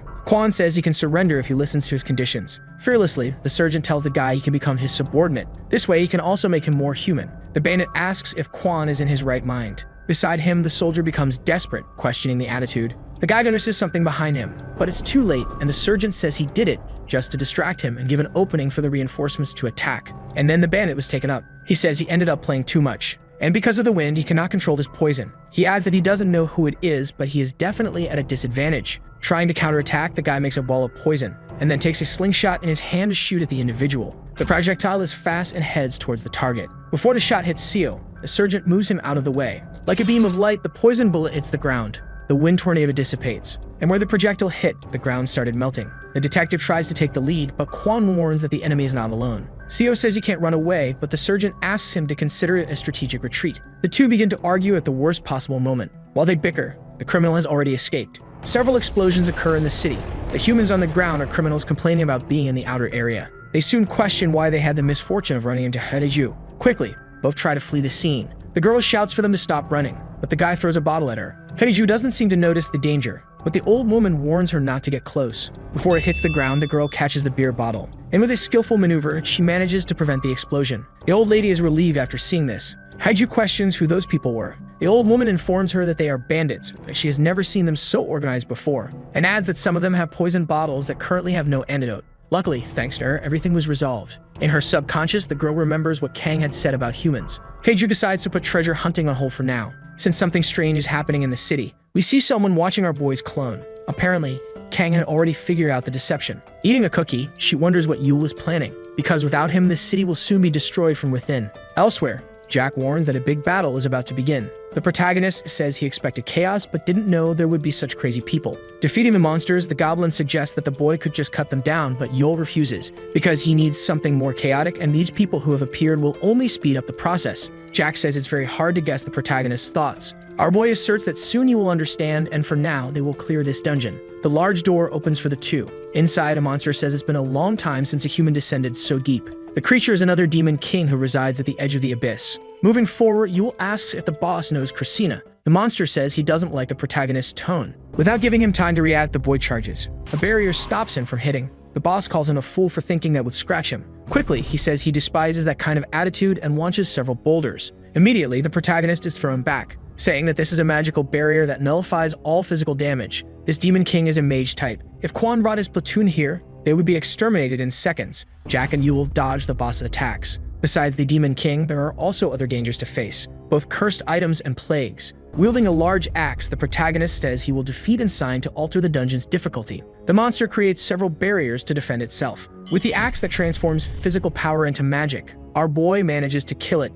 and adds that he will leave all dangerous areas easy for the citizens. At the West Police Station, inside the meeting room, Seo is talking about something. The topic of conversation is about the poison bandit called Inuji. Dushik says the best thing would be to arrest him, but with their current strength, it won't be possible. The detective plans to carry out a joint operation with the police, the army, and good citizens. Haiju fully agrees with this idea. Quan knows that the longer this lasts, the worse it will get. If they lose the battle, everyone will die. Since the superiors plan this, they must know the risks. This means they are confident in winning this fight happening within the city. Meanwhile, in the dungeon, the Demon King has not yet been defeated and says he has brought suffering to countless people. And for a long time, no mortal has been able to hurt him, but Yul managed to do it easily. Again, the protagonist asks if the boss knows Christina. He questions if this is related to the convocations. Yul doesn't know if the monster is talking about the missions. The creature explains that they also receive missions just like humans, and usually, it's to destroy them. Perhaps some monsters have different convocations, and meanwhile, the boy wants the boss to say more. But he says it doesn't matter, because the more he tells, the closer the user of that book comes to finding death. At this moment, Yul realizes the monster knows something.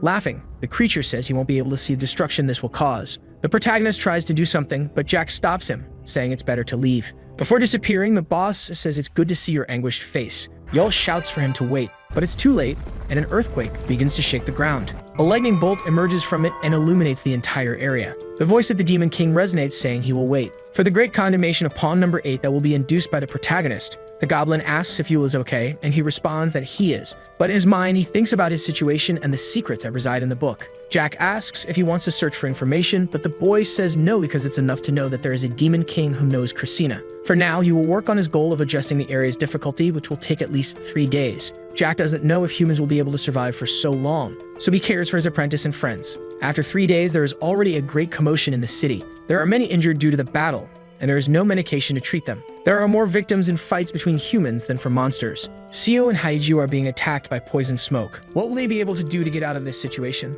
Someone wanted to see them give up hope. The masked man with his dark power stated that their legendary items wouldn't be enough for his downfall. According to him, none of the soldiers wanted to pour their efforts into this battle but wanted to make an easy profit instead. All of this was due to the absence of a chief. This world needed an emperor who could rule humans, and no one should be as strong as this absolute ruler. The girl suddenly claimed that the title of strongest belonged to Yule. Yet the masked man affirmed that Yule didn't come to face him as he was aware of his inability to win. The villain was even disappointed since he had prepared a secret weapon to face him. When suddenly, the man was targeted by gunshots. And he managed to use his powers in order to remain unharmed. His barrier, which is able to stop bullets, is also an automatic defense, meaning that the antagonist was gaining new abilities as the fight went on. With that, the masked man decided to counterattack. As the soldier evaded the attack, he realized that this man must be vanquished as soon as possible. The masked man claimed that unlike Yule, he could aid in completing missions and would share points and items. They just had to execute his orders for him to do that. As obscure intentions filled his mind, the masked man claimed that they just had to accept. All they had to do was execute his every desire. But the detective began to charge up his gauntlets, before attacking with all his might, stating that the serpent should just raid a dungeon. But the masked villain managed to shield himself from the wind and claimed that he had already adapted to such a fence. Yet both the spearman and the police officer seemed startled as something began to approach them from underground. Suddenly, multiple slime snakes began to rise from the ground, before engulfing both of them in a giant sphere of poison. But luckily, Haiju managed to create a barrier just in time to protect herself and the inspector. The serpent then stated that Seo and Haiju's abilities were rendered powerless against his own. With that, he decided to spare whoever's scream would bring him the most joy after being victims of his poison. The serpent then asserted that there was only one type of agonized scream he wanted to hear. With that, the barrier was shattered by the snakes. So Inspector Seo decided to cover Haiju and use himself as a shield against the venomous bites. The Dragon Warrior claimed to be of a higher level, but the police officer didn't want to hear any of it, as it was his responsibility to ensure her safety as a police officer and the eldest of the two. The serpent claimed that this scene displeased him. Yet he was about to express what he truly desired. A sudden blow of wind blew his poison away. This left the dragon, the bear, and even the serpent confused. As he sheathed his sword, he stated that he expected more from his student. Jack was disappointed to see Hidiju struggling against such a weak foe. Both Seo and Haiju were surprised to see the goblin swordsman. The serpent recognized him as one of the monsters who guarded the pillars on the last mission, which left him confused as to why he didn't vanish ever since. Jack wanted to teach the young one a lesson, but they were running short on time. An emergency notice popped in the system. A rumble could be heard near an immense pile of gold and what seemed to be an empty pig shell. Another golden deity that competes for the head of the herd spot has been discovered after reaching adolescence. With that, the city's mission was altered. The citizens were now able to choose which golden pig they would like to gift their treasures to, and the deity with the most riches would be crowned the winner. All were reading carefully as another notice popped up stating that those who chose the future winner would be rewarded handsomely, but those who chose the loser would receive none. The citizens began to blame the protagonist after seeing that the golden deity of the desert had a much more impressive wealth compared to the one in the city despite having only one participant. Even the serpent's underlings began to discuss how this all might be Yule's doing, when something surprised the masked man. The whole city joining forces to take down one villain was a very old play, yet a simpleton that relies only on his epic item could never possibly fill that role, as stated by the protagonist arriving on the back of his griffin. The civilians began to talk about how Yule would never surrender himself and how he looked like an evil person upon seeing him on the scene. With that, one of the men proposed to head back to the city, yet another decided to argue that the serpent was there. Yet they didn't care about the small villain when facing the demon lord of greed's servant, who even made the serpent shake in anguish. With that, the masked man immediately attacked the protagonist. He unleashed a colossal venomous snake on Yule. Both Seo and Haiju were surprised to see the giant snake eating their friend. The serpent decided to execute the wielder of the book for ridiculing him. Yet Yule seemed unfazed by the situation, unlike his griffin. Suddenly, the magic beast caught the serpent's projectile with his beak. This confused the masked villain. When witnessing it eating his power, he was surprised to see the Emperor Griffin, who diets on venomous creatures, swallow the special poison bomb that he created to take down its master. Suddenly, Yule appeared right behind the villain. The serpent was startled when the book's wielder asked him if he knew why his poison was ineffective from behind his back. Yet Yule refused to tell him why and decided to let him search for the answer alone, before flicking him on the head and asking him to stop harassing innocents. Seo and Heniju were left shocked, and just like that, the serpent was defeated. After that, the protagonist claimed the golden deity of the desert as his own, and stated that anyone who tried to offer a treasure to his giant pig would be a victim of the demon greed lord on every mission.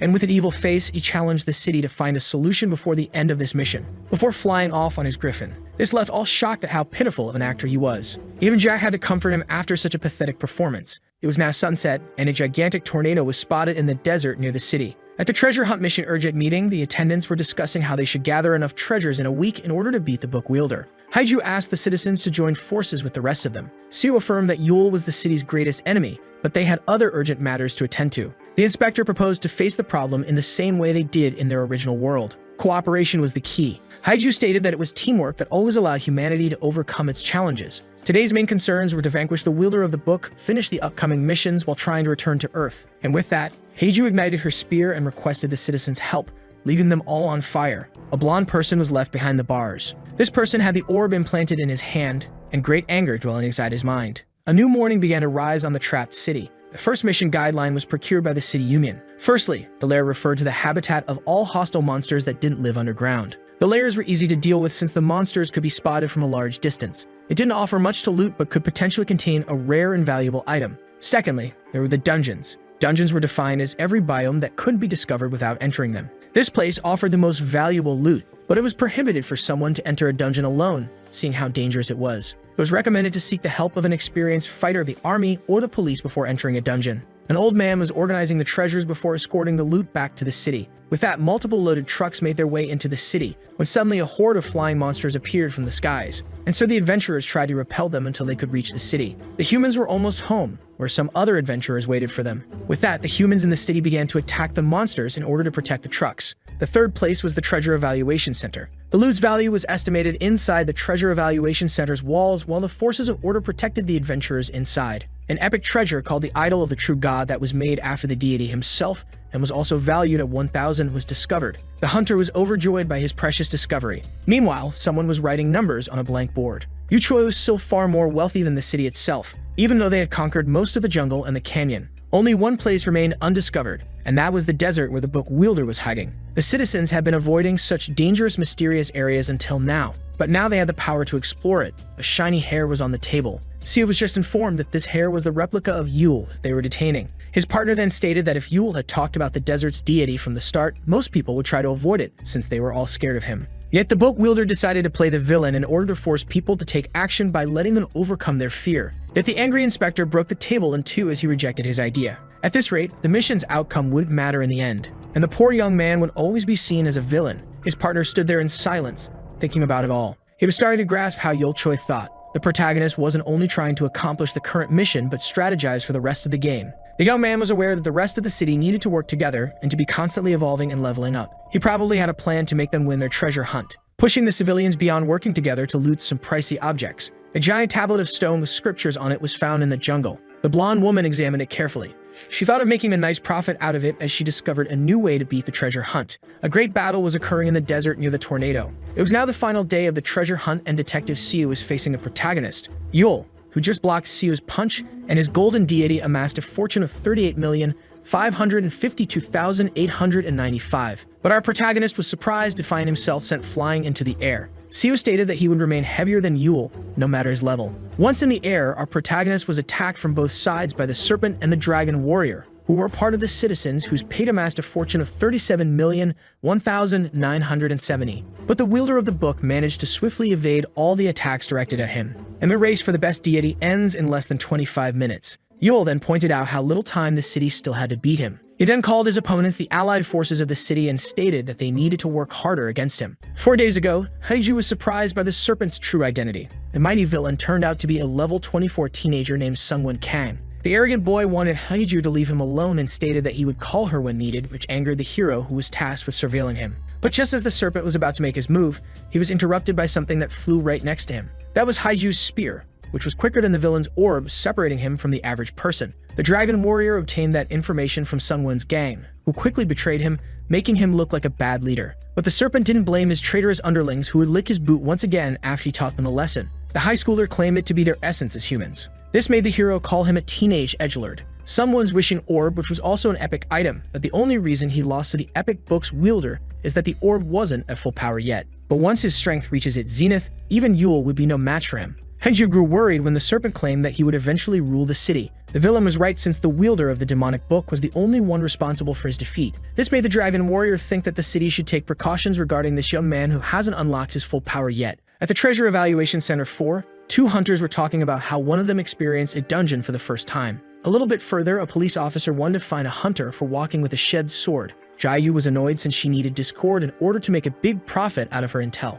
That's when she decided to call someone saved as Miss Jackpot. Miss Jackpot turned out to be Haiju, who expressed how worried she was about her friend. But while the dragon warrior was talking on the phone, the villain was discreetly adjusting the settings of his power-hungry serpent's wishing orb. Jiayu asked the spear maiden if she knew anyone who would be interested in buying information, but she just gathered all the important figures. The helmet wearer had a question before commencing the meeting. He wanted to know why the young villain was attending their meeting. It was no other than the man next to him that asked for his presence, since the high schooler was a talented individual. It was also a waste of talent in those times of need to ask Haiju to be his warden. But just as the inspector was angrily expressing his opinion, he quickly changed his tone after being interrupted by the level 1 Chiumin Lee. According to the blonde girl's data, a golden deity could be eliminated before it became a full-grown adult. Despite Yule being an obstacle, there was still a chance for them to win, which is why someone's help was required. Just like he said, the city would eventually scream for him before proposing a deal to the rest of the table. Yule and Jack were sitting on a building's roof near the massive tornado. The swordsman wanted to know if his master needed more victims for the demon lord of greed. He noticed that Yule was still under demonic punishment, but the book wielder stated that he wanted the people to get as much treasure as possible since he found the solution for the victims. This time, the protagonist targeted those who were about to enter a lethal dungeon and those who were about to stumble upon a cursed item. Yule claimed that he had to put some individuals into isolation for this mission, which left the swordsman intrigued. With that, someone came to them. A team composed of the lieutenant, the inspector, the high schooler, and the spear maiden was getting close to him. There was also a truck escorting soldiers meant to help them fight Yul. Jack wanted to face them, but the wielder of the book stopped him, as it wasn't his time to take action since he should be sending his weakest servant to battle first. A giant shadow was above the military trucks. The Emperor Griffin attacked the allied forces of the city. Both Siu and Haiju were surprised to see poison roaming around them. The serpent ordered them to leave. The young man decided to distract their first foe. This behavior greatly annoyed his two teammates, who immediately attacked the beast from above. Meanwhile, the lieutenant ordered the units to find a secure spot and use their weapons to help the heroes. The soldiers immediately executed the orders. Meanwhile, the serpent, who didn't want to fight Yul's minion, stayed hidden since the griffin wasn't his goal. He wanted to outplay those who tried to manipulate him into killing the golden deity of the desert. The gray-haired man observed from afar. He assumed that the book wielder wasn't open to the negotiation he recommended to the team. With that, he and his men began to make their move. The operation to eliminate the golden deity of the desert was just a distraction. The mission could be cleared by slaughtering the giant pig, yet it was hopelessly out of reach. In reality, they planned to go to the desert and loot as much as possible. Therefore, they must deploy as many units as possible to loot the place since they only had time for one trip. Which is why they had to distract the serpent with the task of killing the desert deity since it would be too risky to leave him in a weakened city. The car suddenly stopped. The man was shocked at what he'd seen. He and his men stumbled upon a ruined city from Earth in the middle of the desert. The soldiers observed the place in silence. This led him to think that they weren't the only city trapped in this game. Yet he wasn't expecting to see his theory come true in such a way. This city was ruined by its citizens killing each other, not by some outside monstrosity. The place was filled with treasure. The corpses began to decompose a year ago. This led the soldier to think that this city had years to complete this mission despite them having much less time. But then he was shocked when the man with the hat theorized that both cities started the challenge at the same time, but the flow of time moved differently for each city. There was no way to prove it, but if this turned out to be true, it meant that the players behind this game could control even time. Claws began to slash. Seal was face to beak with the Emperor Griffin. The inspector attacked the beast with a well-chained series of punches, greatly damaging the great beast, when suddenly something startled it. Kanju, who was ready to strike it down, managed to sneak her way onto its back. She apologized to the griffin since they had no choice but to win, before using her power to burn the poor beast. Jack was left impressed. Seo and Hiju's main weapons were some of the finest in the game, which also gave additional stat points while granting the user great firepower, which explains why those two were impressive from the beginning. But their attack range was too large, making them a danger to anyone near them, which is why Yule forced them into joining forces in order to learn to control their powers. But training them would only be possible alongside an experienced party of fighters who were used to working together. The Griffin was now defeated, which is why the Inspector and the Dragon Warrior were surprised to feel it move behind their backs. It was Yule carrying the creature and praising them for completing the first stage. Seo wanted this whole masquerade to end and stated that he wasn't here to slaughter the pig of the desert. Yule was surprised when the man claimed to be coming to rescue him. Seeing that man working to get him back to the city put a smile on the protagonist's face. Yule then challenged Seo to put him under arrest, before flying away, leaving him and Haiju alone on the scene, when suddenly something caught her attention. She got in front of the inspector, trying to defend him. Kaiju had to repel a powerful attack. She was successfully able to protect all her allies. Jack stated that his student was the only one to repel his attack. This made him realize that he had to do his best to restrain himself before accidentally killing one of them. The lieutenant recognized him as the strongest out of the 3 pillared guardians during the last mission. It took great numbers and countless hours to take down the weakened pillars. This made the man wonder if they could face the Goblin Swordmaster with such a small unit, especially after the serpent disappeared. Meanwhile, at the Griffin Emperor's nest in the canyon sector, Yule was praising his weakest minion and recommended him to rest well as it healed. He then apologized to the creature, who could quickly regenerate, for sacrificing it like a mere pawn. As an apology, Yule used the legendary Tool Weather Orb that would change the weather in a small area for one time. The wielder of the book summoned a thunderstorm in order to protect the Griffin's nest until the end of this mission.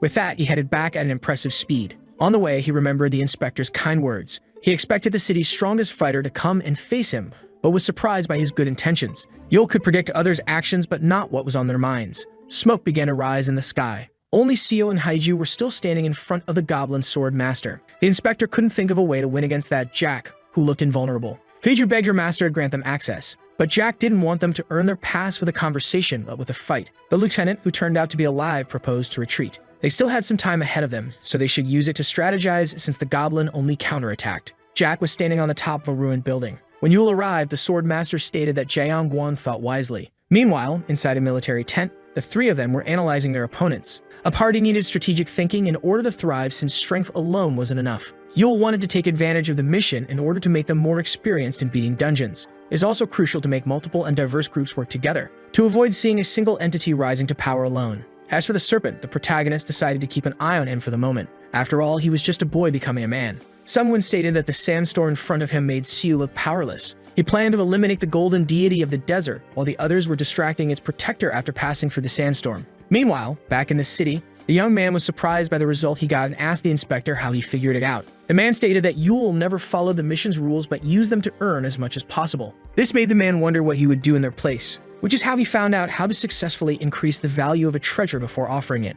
With that, the city had to amass greater wealth than the desert deity, or hope that the sent unit eliminates it first, making the man wonder what way Yule chose for the city to win. The upraiding and organizing of the city treasures was proceeding like clockwork. A policeman and a soldier were worried about the sandstorm in the desert sector that would slow down the upcoming trucks and their lack of equipment, but the inspector resolved them quickly. With that, they decided to quickly execute their orders. Yet they were both surprised to find themselves calling him boss. Inspector C was asked about his partner. Haiju assumed that he must be powerful since his partner left him to lead the citizens, which Seo confirmed. But Dusik was more known as resourceful. If that's what makes him a threat, Seo wouldn't have left him unsupervised if it weren't for the current situation. He thought of how he had no other choice as he swallowed his meal in one go, surprising Haiju. The serpent was going all out, but he was still being overpowered. He was vanquished and launched far by the enormous sandstorm. This left the boy confused since the level of his wishing orb didn't get any higher after use like it should have. Yule had his book open. He thought of how the serpent was wasting the chance he offered him. In order to master his wishing orb, the young boy had to fight a stronger foe every time.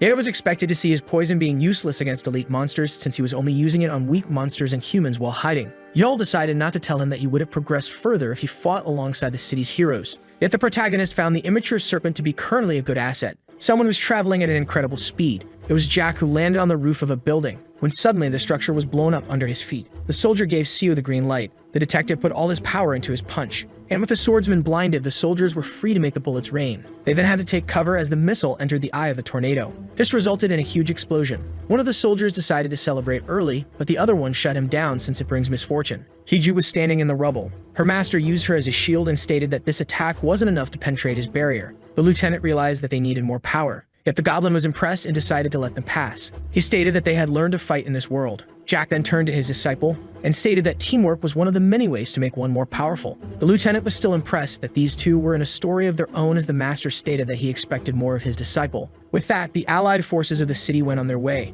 Jack also walked away with a smile on his face. This made the man with the glasses wonder if the enemy was training or testing them, making him wonder what would have happened if he wasn't pleased with their performance. He then ordered his forces to stay vigilant since the wielder of the book was expecting them. The allied forces were discussing a way to get past the tornado, but the detective seemed to have an idea. With that, he decided to try something. In that moment, he went to his limits. In order to open up a pass through the tornado, everyone was surprised by this impressive feat, but all were startled when someone stated that wearing these gauntlets didn't grant such power. According to Yule, this meant that Punbake started to respect the detective. Keiju was surprised to see him, when suddenly she and the detective mysteriously disappeared. It was Yule's doing who declared the start of the final act after using the heroic tool-free warp tickets, which allowed him to teleport someone to a certain place. This tool can forcibly teleport a citizen under the condition that he wasn't stronger than the user. Haiju and Seo assumed that they were teleported far from the battle, when suddenly someone approached them from behind. It was the serpent, who was impressed that they survived the griffin. Both looked at the villain in silence, yet the serpent found something odd about them. He wondered how these two changed so much within a day.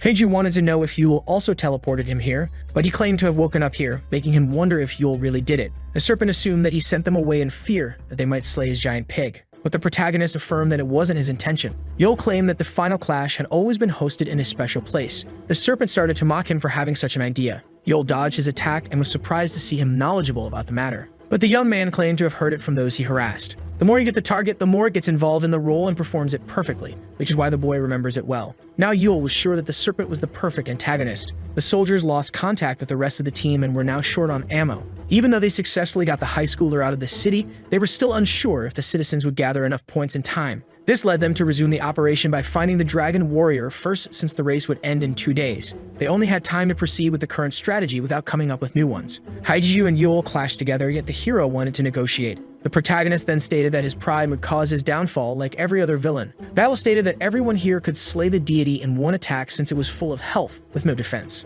And with an evil laugh, he decided to let the first one to hit him pass and kill his pig. But while the serpent was getting into the set mood, Seo and Haiju were impressed by how he became even worse as an actor. The little boy clearly understood the mission, but his bloodlust wouldn't be satisfied by one hit. With that, he launched an attack that targeted Yule from all directions. But with a swing of a sword, the protagonist repelled the poison, before hitting the teenager on the forehead. The serpent was defeated once again by getting hit on the forehead a second time. With that, Yule asked Seo and Haiju about their next move. There was no room for argument. Although they opposed the serpent, the bear and the dragon warrior decided to confront the wielder of the book. The truck was loaded up. The soldier stated that since the cars were full, there was no place for the adventurers. So he told the old man to return home with the guards and the non-fighters. He and the rest would carry the rest of the loot on foot. Meeting them midway after delivering the treasures would be a time saver. The soldier looked back one last time. He gazed at the ruined city and paid his respects to its fallen citizens. Back to the fight, Yule swiftly dodged Hiju's flames when Seo decided to take him by surprise, but the book wielder suddenly disappeared. The anti-hero reminded them that he was stronger than his monster friend, stating that they should do better than that. Despite not taking them seriously, Yule's air shoes made him unpredictable.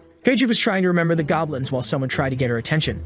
This made Guan yell in her ear via earpiece. She apologized, stating that she was too busy to respond, but the lieutenant told her that it's fine since they were able to find them. Suddenly, the communication was disrupted. The call was ended, so Hyeju decided to call Guan back before seeing a message on her phone. It came from the man with the helmet stating that the girl should just listen when he called her back. The lieutenant wanted to talk about Yul's speech about the golden deity. According to him, those words were clues to finish the mission. This meant that they were all victims of the Greed Lord, which made Hyeju grow confused, but Guan was more interested in a full report of the battlefield. He wrote everything down. Guan ended the call after asking the girl to buy some time while he came up with a strategy. But Hyeju was already worried about keeping up with him, so she decided not to give it a thought and dove into the battle instead. It was now sunset. The serpent had finally woken up, but to his surprise, his allies were all knocked down, making him laugh seeing how predictable the outcome was. With that, he went to confront Yul again. The protagonist stated that the serpent's weapon was abandoned by the power-hungry serpent, which made having increase its power the most crucial part, but using it carelessly would end up corrupting the teenager.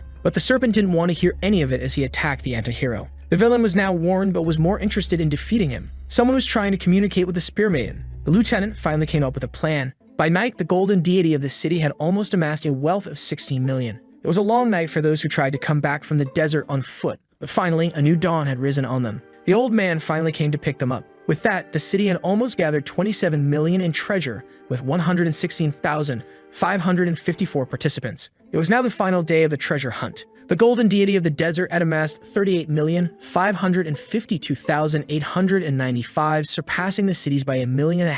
The serpent was irritated by the situation and was eager to level up at the end of this mission. Seo got a sudden message when 21 minutes were left. With that, he told the Spear Maiden to get in position. It was now time for the final move. Yul swiftly escaped the rising tornado, but the detective wasn't done just yet. It was becoming more difficult for the book wielder to evade them. With the pain coming back, the protagonist was losing control over his power. With that, the serpent decided to go for the kill, but he was surprised to see the detective dashing out of the battlefield, and was even more shocked when the soldier gave the signal. The man was startled by the tall Siu landing right in front of him. He advised the soldier to hold on since they were about to depart. The confused teenager jumped in their direction before creating a claw made of poison that targeted the boat. The soldier wanted to see if they had escaped Yul, so Siu advised him to keep his eyes on the road. They were now short on time and were down to their last 15 minutes. Yul's sword slashed through the tornado. He wanted to chase them down, but Haiju, who was heavily consuming recovery potions, stood behind to make sure he didn't follow them. She reminded Yul of how he revealed to her the Fang's secret power. It was true that she could use prominence, but there were conditions.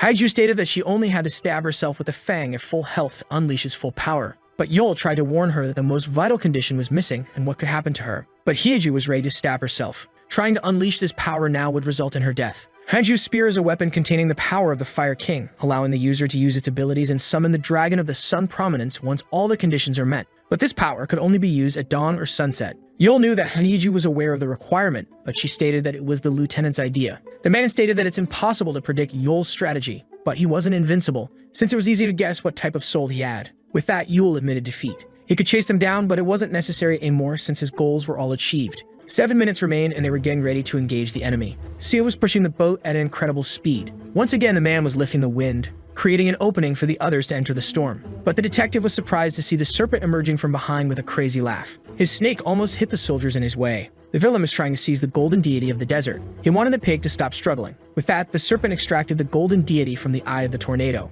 Wong and his squad attacked with their rifles. At the same time, equipment was being upgraded. The armor was now tailored and ready to be offered to the giant pig. Less than 5 minutes remained and the lieutenant decided to use a grenade, further damaging the golden deity of the desert. At the same time, his shield with a ridiculous design was refused by the golden deity of the city as the child crafted something. His creation was finished, yet he thought of it as unworthy and ugly. But his mood quickly brightened up when it started to glow. Only 1 minute and 35 seconds were left. Yul decided to ask his friend for a favor. He predicted that the citizens would soon turn on each other and plunge themselves into chaos, since this was the essence of humanity. This shocked Haiju. The time was almost up. All were doing their best when something began to happen with the golden deity. 4 seconds remained. Jiayu was admiring the people as they worked as 2 seconds were left. It looked like the giant pig was about to explode, when it suddenly became relieved at the end of the race, finishing the mission. The golden deity of the city had won the race as the serpent laughed like a maniac on top of the deity's corpse. He assumed that he was going to level up, but to his surprise, all his points were stolen by the Greed Lord.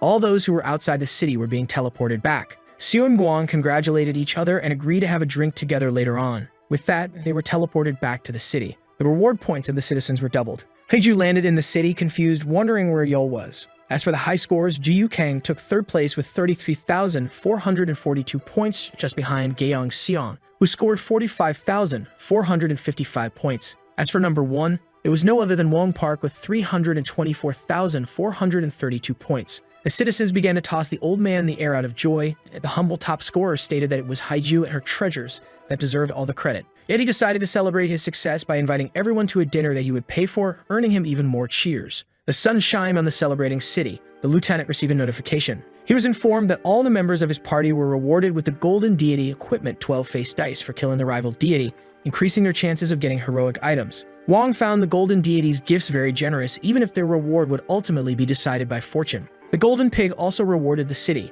Until their next mission, it would be earning a 10th more experience points than usual. With that, the Golden Deity departed happily from the city. They now had a day until the next mission, and Yule was quite satisfied with this outcome. The protagonist managed to stop the Greed Lord's punishment after being down to a tenth of his health, as Jack stated that the city considered them enemies, but Yule denied it. The swordsman quietly mocked him as his master declared himself the city's greatest catastrophe. Yule was happy that the citizens were able to overcome this challenge on their own. It would now take an amazing disaster to break the city's morale. But when Jack stated that Yule guided them to victory, he realized that his master was lost in his own thoughts. The city had all the points it required on top of being energetic. A new city number 8 would be rising after this break between turns. A crowd was gathering. Many citizens were trying to offer their services to one park. But the humble top scorer affirmed that the true hero was Haiju, who his company just helped. This left him confused when two blushing men stated that they wanted to work for him for this reason. The citizens saw the Spear Maiden as an angel of the flames who kept fighting for them despite becoming a victim of the Greed Lord and the most popular warrior in the city. This made the two men obsessed with working with the Dragon Warrior. Haiju observed the crowd in silence. This made her remember Yule's words, and how he wanted her to be a ray of hope in the upcoming dark times. Haiju would become a beacon of hope for the city at the right time. Finally, she decided to approach the crowd. She denied being the special someone they referred to. Yet Haiju invited them to fight with her by forming a guild. In the Middle Ages, guilds referred to groups of artisans or merchants in Europe. But in gaming, a guild is formed by individuals who share the same goal. This made the detective compare them to social clubs. Dusek confirmed and stated that there were many types of guilds, so Siu asked if there was a guild option in the system. The guild option had always been part of the system, but none were created yet since no one could afford to pay 100,000 points, which resulted in the creation of 3 official guilds and some others that remain unregistered. The first and most popular guild, which focuses on missions and keeping the city safe, is the Delanix Guild with Haiju as guild master and Wong Park as deputy. At first, the members wanted to call it the Haiju Guild, but their guild master was so embarrassed that they decided to name it after her most relished flower instead. Since Detective Co trusted the Flame Angel, he assumed that her people wouldn't cause any trouble. The second guild, which thrived based on the colonel's leadership and the lieutenant's abilities on the field, was the Armed Forces of City Number 8, also known as Armed Forces. Co, who acknowledged the two men, could expect only the best for their guild, and as for the third guild, the detective was shocked after hearing about the Serpent Guild, also known as the Kingdom Guild. Although defeated, the serpent with his wishing orb drew a lot of people who were mostly greedy criminals into his guild with the one goal of ruling the city after slaying its greatest enemy. Co stated that they needed to gain power in order to beat the egotistic serpent, who will stay hidden until they can kill the wielder of the book. Yet the police were still unable to create their own guild since they were occupied with catching outlaws and protecting the city. If nothing is done, the police would become powerless. Co looked through the window and asked Dusek if this was his solution. Many men greeted them in a single voice. They all expressed their desires to work under Dusek by becoming police officers. This made the detective curious about his partner's activity while he was in the desert. Dusek then affirmed that he wasn't gathering troops in order to overthrow the current police. So Siu thanked him as a response for gathering all his followers in one place. The tension had risen once again between the fox and the bear as an officer tried to get their attention. He stated that they spotted something strange while listing the most recent victims of the Greed Lord. Siu decided to take a closer look.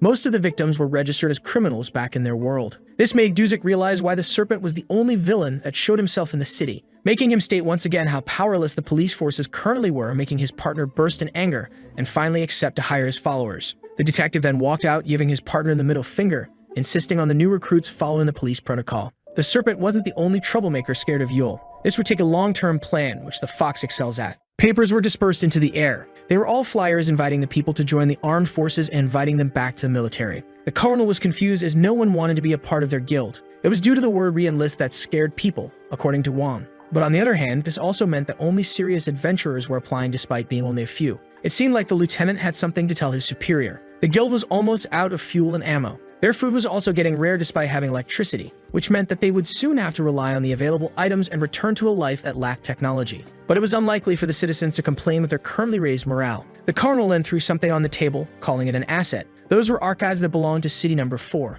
The citizens of the ruined city of the desert left records behind before going extinct. and these notebooks are summaries of their adventures. By combining their knowledge with the experience of City Number 8, a new mission manual should see the day. Meanwhile, Yule was lost in his thoughts. The person next to him stated that he looked pretty happy, which he confirmed. Yule was startled to see Jiayu sitting next to him. She then offered him some chips while stating that Yule's action allowed her to earn some points. Jiayu then asked him if he was going to start his own guild, which he denied since all the members would end up as victims of the Greed Lord. She then leaned even closer to him and asked him to promise to make her his first recruit if he ever forms a guild. With that, she suddenly stood up, leaving the city's greatest villain intimidated. Her hook was firmly planted. Jiayu offered her help to Yule. She then proposed to become a victim of the Greed Lord. Before jumping off the tall tower, Jiayu was a strange girl. She left him a bag of chips. Yule started to think about how the Demon Lord's punishment and the victims of the Greed Lord were becoming obstacles in accomplishing missions. Yule started to confront Krishna on this mission while making the mission easier for the citizens. The Greed Lord didn't receive any reward since Yule didn't get any points by betting on the losing golden deity. This was a way to warn the Demon Lord not to stand between Yule and his goals. And so the protagonist decided to repeat the same strategy until the entity responds back.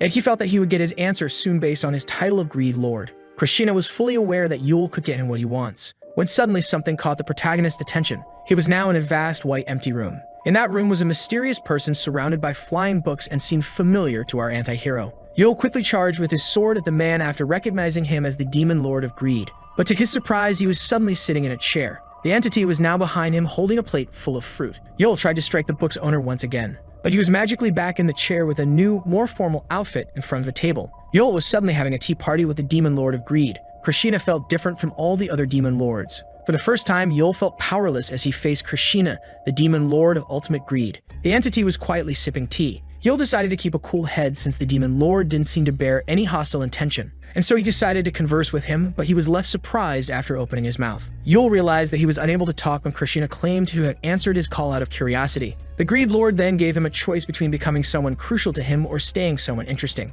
Yule thought for a short while. He then cracked a smug smile upon hearing that Krishna required something. So the entity advised him not to get over his head since he could easily replace him, but not the other way around. This made the protagonist assume that the Demon Lord could hear his thoughts. Yule was now confronted with the choice of remaining a curio or walking a more promising path by becoming someone the Demon Lord needed. The presented books were identical but would morph in order to adapt to his choice. Yule wanted to know if walking this new path would put an end to the victims of the Greed Lord and the punishment of the Demon Lord. But Krishna affirmed that he was only offering him to become someone that was crucial to him, and Yule might not be able to fulfill his new task. The protagonist remained silent. Yule then stated that those needs would put pressure on him. But this is why he picked Krishna's curiosity from the start, since the price would be worth the opportunity. By accepting this new mission, Yule would be able to alter the destiny of all captured cities. This left the anti-hero shocked. The city had now reached level 3. It was able to jump 2 levels when its inhabitants started to use their points. The player was selecting his reward as his city was partially restored, making Jiayu realize that the player had more options than what the dice offered.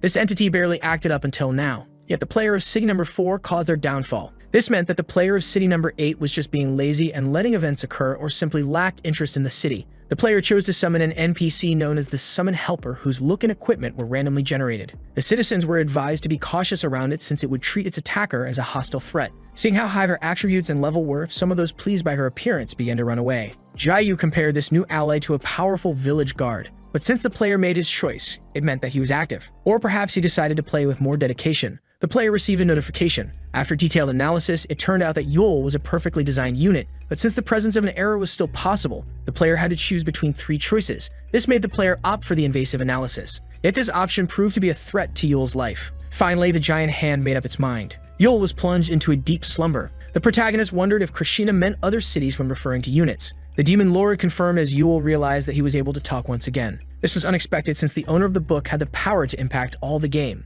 Krishna was far more powerful than the other Demon Lords. It was now time for Yule to choose. The protagonist was more interested in knowing the reason behind Krishna being summoned, but the entity denied being invoked. Krishna affirmed that he wanted to steal everything that belonged to the player down to their last possession, making the human realize how much the demon loathed these entities. Yule now had to choose. He recalled how other Demon Lords regarded the players as deities who invoked them as pawns for the sake of the mission. With that being said, the protagonist reached for one of the 2 books. This put a smile on Krishna's face. As he faded away, he stated that his chosen one chose the right and most obvious path. Yule was left shocked when he learned that he would forget about this encounter since it should stay a secret for now, leaving the man disappointed and unsatisfied. Krishna then stated that it was crucial to keep things as they are for now as Yule began to fall. The protagonist began to wake up. He assumed that he had just given in to slumber. Yul sighed in disappointment, thinking that the demon lord didn't answer his call. Krishna stated that the book would guide the protagonist. The sun began to set on the city. Someone was running as fast as they could. It looked like Jiayu was in a hurry. She wanted to know if she was able to shake her pursuers off, when suddenly a hand was slammed on the wall. Jiayu felt uneasy as this person's voice was full of love. Haju tracked her friend down in order to invite her into her guild. Jiayu denied and told the Angel of Flame to stop acting so childishly. This adventurer worked solo, and so she advised the Spear Maiden to invite someone else. Hiju, with her blazing hair, then threw herself on her friend, comparing her to a little kitten that she would keep by her side. And so Hiju kept insisting on Jiyu. The armed forces were training for battle. They should use the recovery function that cost 10 points after half an hour if they weren't harmed. But they should also use it for the others' sake in order to restore their stamina. Not only does it restore the body, it also allows it to perform at its peak as if the body slept for a full night. This particular function incredibly increased one's work ethic. Recovery allowed people to fully use the 24 hours ahead of them while working tirelessly. Yul was training with Jack. The master swordsman corrected his friend's stance. As for the serpent, he ordered his servants to amuse him with a bloody riot since 10 points could bring them back to their full health. Someone promised to make the strongest of his subordinates his second in command. This recovery function that could replace sleep would be a key factor to survive the next mission. That being said, the player threw the dice once again as a new turn arrived. The dice landed on 4. City number 8 was now on the cannon tower square. Since this challenge was called Joint Mission, Haiviju assumed that it would require the citizens to work together. Hyul's book started to act oddly as the system looked for a partner for the city. The system would randomly teleport 1, 2, or 3 cities that landed on a similar square. With that, city number 17 had appeared. Haiju assumed that this city, whose population is most likely alive, must have also been invoked into this game. City number 17 didn't look like Earthlings at all, but if it were, its inhabitants must have been through a lot. A dark night of this mysterious game piece gazed into ours. City number 8 and city number 17 were now face to face. The map began to generate, and just like that, the two cities were now connected. The map was almost empty, with just a small cannon in the middle. This mission's difficulty is determined by the player's accumulated sum of dice rolls. The cannon tower's difficulty was set to 11. Suddenly, something began to rise from under the small cannon. With that, the cannon tower that randomly targeted the cities was in place. The mission would be considered complete once the time is up or the cannon tower conquered. Yul counted 11 floors, with 1 for each difficulty. The duration was also determined by the dice rolls, and it turned out to be a total week. With that, the cannon tower began to move. The cannons were now pointed at the cities, and opened fire as soon as the mission began. With that, cannonballs began to rain on city number 8. Hadiju and Sia went to intercept the massive projectiles. The Spear Maiden tried to destroy the first one, but the cannonball was almost indestructible. Haiju failed to incinerate the first cannonball. The detective advised her to be careful, and if the cannonballs were indestructible, they'd only had to ensure everyone's safety by redirecting their course. The cannonballs caused great destruction upon impact. Haiju was worried about the city, but Sia assured her that its inhabitants' well-being was more important. But Dusik disagreed, since the mission's goal was to protect the city and not the citizens. With a tenth of the city's health gone, Yul realized that they would lose the game if the city got ravaged. So the wielder of the book decided to observe. He wanted to analyze city number 17's power. Its inhabitants began to mumble. It looked like its citizens were happily praying. They were worshipping their player as a deity. With that, the citizens of city number 17 asked for their player's protection. Yul couldn't believe his eyes. A spell called Hardened City created a shield to protect city number 17. With that, their city kept most of its health. The cardinal recognized the card as one of those mentioned by the Fallen City's archives. This meant that the players could either roll a dice or use a card to intervene in the game. But seeing them in reality was just a reminder of how they were just pawns in a bigger game. The small cannon at the top of the tower began to move. The ultimate cannon selected the city of the protagonist as its target, but it would take an hour for it to finally strike. Since the cannons stopped their ravage, the military of city number 8 decided to get closer to the tower. But unidentified objects seemed to be moving in front of them. Smaller towers began to rise from the ground, and so they decided to accelerate to evade this trap. With that, the vehicles did their best in order to evade the incoming bullets. The lieutenant lost 2 vehicles, with 1 man injured yet willing to keep the fight. So the soldiers told their superior to keep going while they took care of the trap. Wong ordered them to come back alive no matter what. He realized why the map only contained 1 structure. The map had the ability to shape-shift and create constructs and monsters if needed. The driver stated that the Angel of Flame should have been with them, but his superior denied it. Putting Haiju on a fence would leave the city defenseless, which is why she and the detective would remain inside the city for the whole mission. The soldiers needed to study the tower in order to come up with a plan. But just as he claimed that they should join forces with city number 17, the lieutenant noticed the serpent flipping him off from the window. Wong then noticed the villain on top of a red speeding sports car while talking about making a good first impression. The serpent and his guild rushed headfirst into the obstacles, and so the masked man decided to use his powers to clear the way. With that, he used his venom to destroy the many towers. The soldiers observed as the young maniac advanced ahead of them with his crazy laugh. Wong hoped that this immaturity wouldn't lead to conflict with the other city. 47 minutes and 30 seconds remained before the ultimate cannon struck city number 8. Cannonballs were once again launched into the sky. Each cannon of the tower had a cooldown of its own, and the Kingdom Guild was already inside the tower, when suddenly someone surprised the soldiers from the back. This person assumed that city number 8 was still a first generation based on its design and its citizens' outfits. This intrigued the lieutenant. The mysterious mate was a level 62 elite citizen who introduced himself as Roble von Lexus. Roble was the head of his house who had been called by the Divine, and in order to protect his city, asked the lieutenant to form an alliance. Yet before forming an alliance with this medieval city, Wong found it necessary to inform Roble that he represented a guild called the Armed Forces of City Number 8 and not the city itself. The knight then understood that City Number 8 had yet to unite itself, just like his city in the past. With that, von Lexus decided to reschedule their alliance but asked the lieutenant to deliver a message to his city.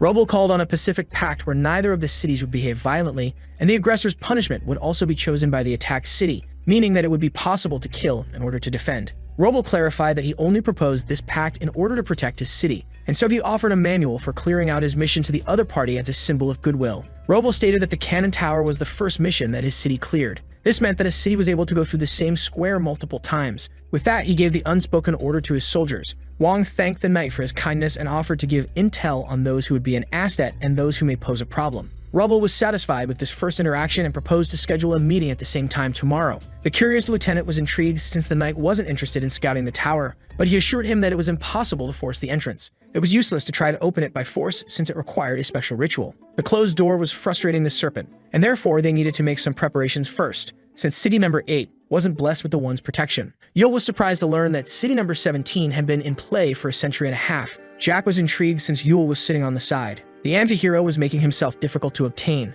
The book's power was activated. Seeing this made Yul smile. He was tasked with offering an object from the world in exchange for sparing 100 victims of the Greed Lord. Yul was intrigued by the odd side quest and was unsatisfied with the proposed reward. This task was a personal request of the Demon Lord. Yul assumed that Krishna, whom he pictured as a hideous monster, would try to meet him in person. Suddenly, the anti-hero slapped his own face. He was aware that the task ahead would be difficult, and he was still happy that Krishna responded to his call. With that, he decided to fulfill his demand. Yul was sure he would meet the Demon Lord one day by keeping the same approach, and if not, he would force him to manifest. The citizens felt alarmed as they saw their greatest threat moving inside the city. Everyone was in an alert state. Suddenly, the NPCs started to act oddly. Yul was targeted as the object of invasive analysis. The time was up, and with the ultimate cannon activated, Kuiju jumped headfirst in front of the attack in order to stop the blast. And so the Angel of Flames clashed with the immense cannonball. Haiju then remembered how her master advised her to use her power with modesty. At this time, she would need to use all her strength to protect the city. Sia was rendered powerless in this situation.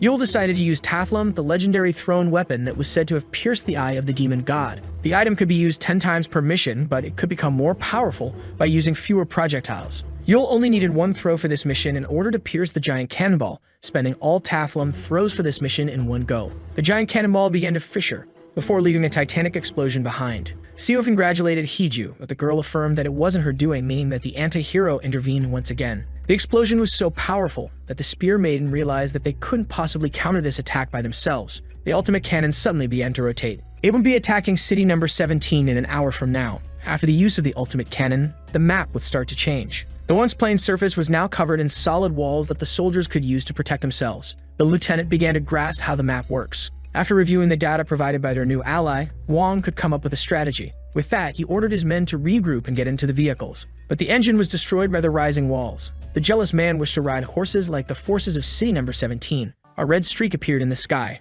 The defense towers were easily taken down by Yul's sword. Yul arrived at the right place according to the book. The protagonist had to take a 16 square feet section from the ground beneath him. He was given specific and detailed instructions on how to cut it. Yul would have to finally place the design piece on his book. Suddenly, the piece of ground disappeared. With that, the protagonist received his small reward. But while he was left intrigued, the carved piece arrived in the Demon Lord's hand. Krishna then crushed his received gift. He seemed satisfied. The powerful demonic entity was now in possession of a fraction of the key that holds great havoc. And so he decided to protect his worthy servant until his services were no longer needed. Suddenly, the NPC appeared behind Lyul to do the executive analysis. Its presence outside the city intrigued the anti-hero. Suddenly, the NPC attacked Yul, who assumed that it must be malfunctioning. Yet the protagonist felt alarmed when it was regulated to match his strength and suddenly became level 600. And for the first time in a long while, Yul began to bleed. The NPC began the physical checkup, the first part of the invasive analysis. Yul was shocked to see its incredible rise in level. With that, Yul and the NPC entered the quarantine zone.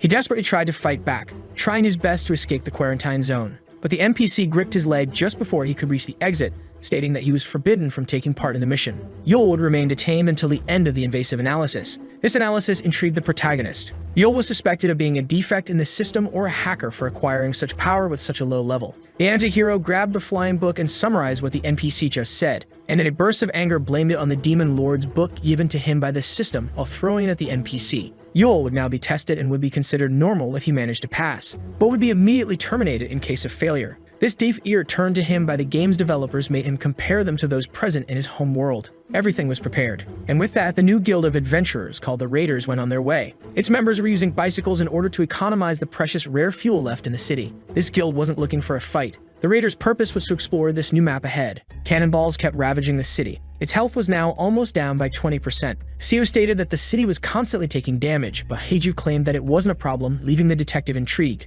The Flame Angel stated that it was not the same city anymore. With a smile on his face, the police officer agreed. The old man kept his calm. According to Dusik, they only needed to defend the attacked area of the city, and the Spear Maiden could even use the wall as a platform while it was being built. One of the raiders desperately requested assistance while his guild master was in awe in front of a wall. Meanwhile, Wong Park kept giving firm instructions to his men. Some of the citizens wanted to use the cannonballs in order to produce gear, seeing how sturdy it was and effective against Heiju. While a hooded figure examined the cannonballs, it seemed like it found something. Jiayu decided to sell her newfound data to the highest bidder. Yet elements like Yule, the Serpent, Dusik, and many other variables were still elements of chaos. But someone was spying on Seo and Heiju's conversation. The spy wore the heroic protective gear called Shadow Fit, making its wearer invisible while hiding in the shadows. City number 17 still hadn't lost 1% of its total health. Roble was impressed by City number 8's potential despite entering the game a month ago. Level 33 Hank Sith, who was an elite citizen, was worried that the Knight gave them too much intel, while the level 47 Emma Hilt thought that it would be for the best if City number 8 gained power.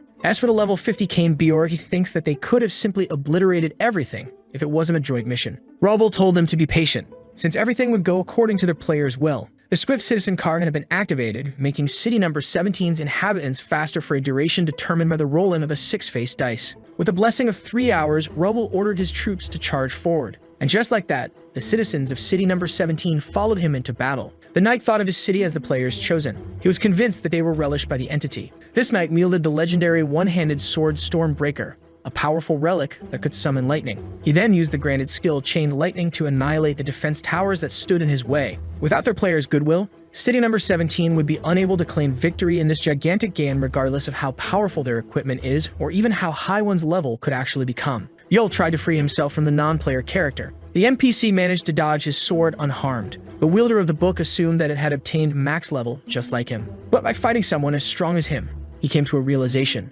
Yul realized how poor of a combatant he truly was. He was still a rookie, but he had started to learn martial arts from the goblin swordsman as a precaution, which is why the wielder of the book was struggling so much. This made him wonder about the invasive analysis duration. According to the NPC, it was almost certain that Yul was cheating the game. It also decided to try different approaches in order to detect a bug in him. This made Yul realize that the guardian of the city wasn't prioritizing his life during the analysis, so he decided to summon his only overlord in order to assist him. But to his surprise, nothing happened. The quarantine zone forbade anyone inside from resorting to exterior assistance. Yul's situation was getting harder since he had to face a powerful opponent on his own.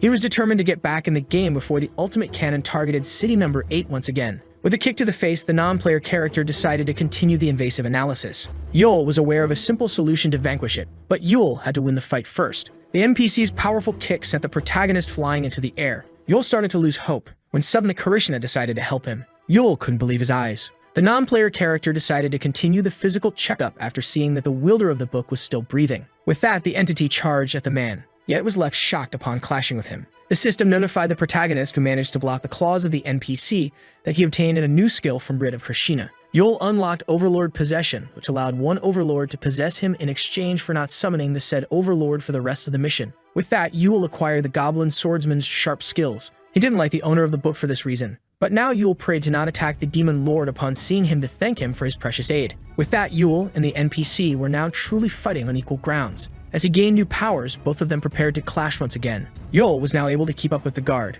A unit's power isn't directly relative to its stats or equipment. In all games, it is very common to find someone with a pitiful level and equipment easily dominating the other players with gameplay alone. Following that logic, Jack's fighting skills, the Goblin Swordsman's fighting skills, would be the peak of performance. But just as Yule was thinking of the accomplishable feats by combining Jack's skills with his maxed out stats, the Swordsman Ghost stated that it was useless. This sudden astral appearance startled the wielder of the book. Yule then assumed that it was normal for Jack to appear as a soul when possessing him, yet what the Goblin said left him intrigued. He feared that the non-player character was more combat-oriented than his overlord, but Jack denied it, stating that he was just criticizing his pitiful fighting skills. After that, Yule was given the option to let the overlord control his body. Suddenly, Yule's face completely changed as his eyes changed colors. He then took his stance. The NPC was ready to defend itself, but its arm was suddenly severed by the Master Swordsman movement skill Superior Wind Movement, a storm which allowed the Goblin to quickly move in a straight line. After that, the non-player character tried to strike the swordsman down, but Jack quickly dodged its sharp claw,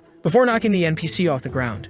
With that, the Goblin Swordmaster decided to finish it off with the battle art named Celestial Wolf-Fang Technique, Wolf-Claw Moonstrike. But at the last moment, Yule restricted the Overlord from terminating the NPC, so Jack opted for striking it with 3 waves of Sword Aura. The non-player character was left damaged but not destroyed. Jack scolded Yule for not telling him to spare it earlier, but the poor man didn't have a chance to speak. And as the Goblin Spirit left his body, Yule decided to attend to the most critical matter first. By using 50,000 points, he could use the Make Peace function, initially made to spare those who harm the NPC by accident, and send it back to its spawn point while removing its hostility. But the problem is that the non-playable character needed to be neutralized first. This made the wielder of the book wonder if he passed the first part of the invasive analysis. But the empty silence in the room made him grow anxious, when suddenly, a mysterious voice informed him that he passed the physical checkup. With that, the system began the final analysis. This made Yule wonder if he had more challenges ahead, and if the mysterious voice came out of the void itself. Meanwhile, the lieutenant was reviewing the books offered to him by Roble. With that, he decided to check the provided intel.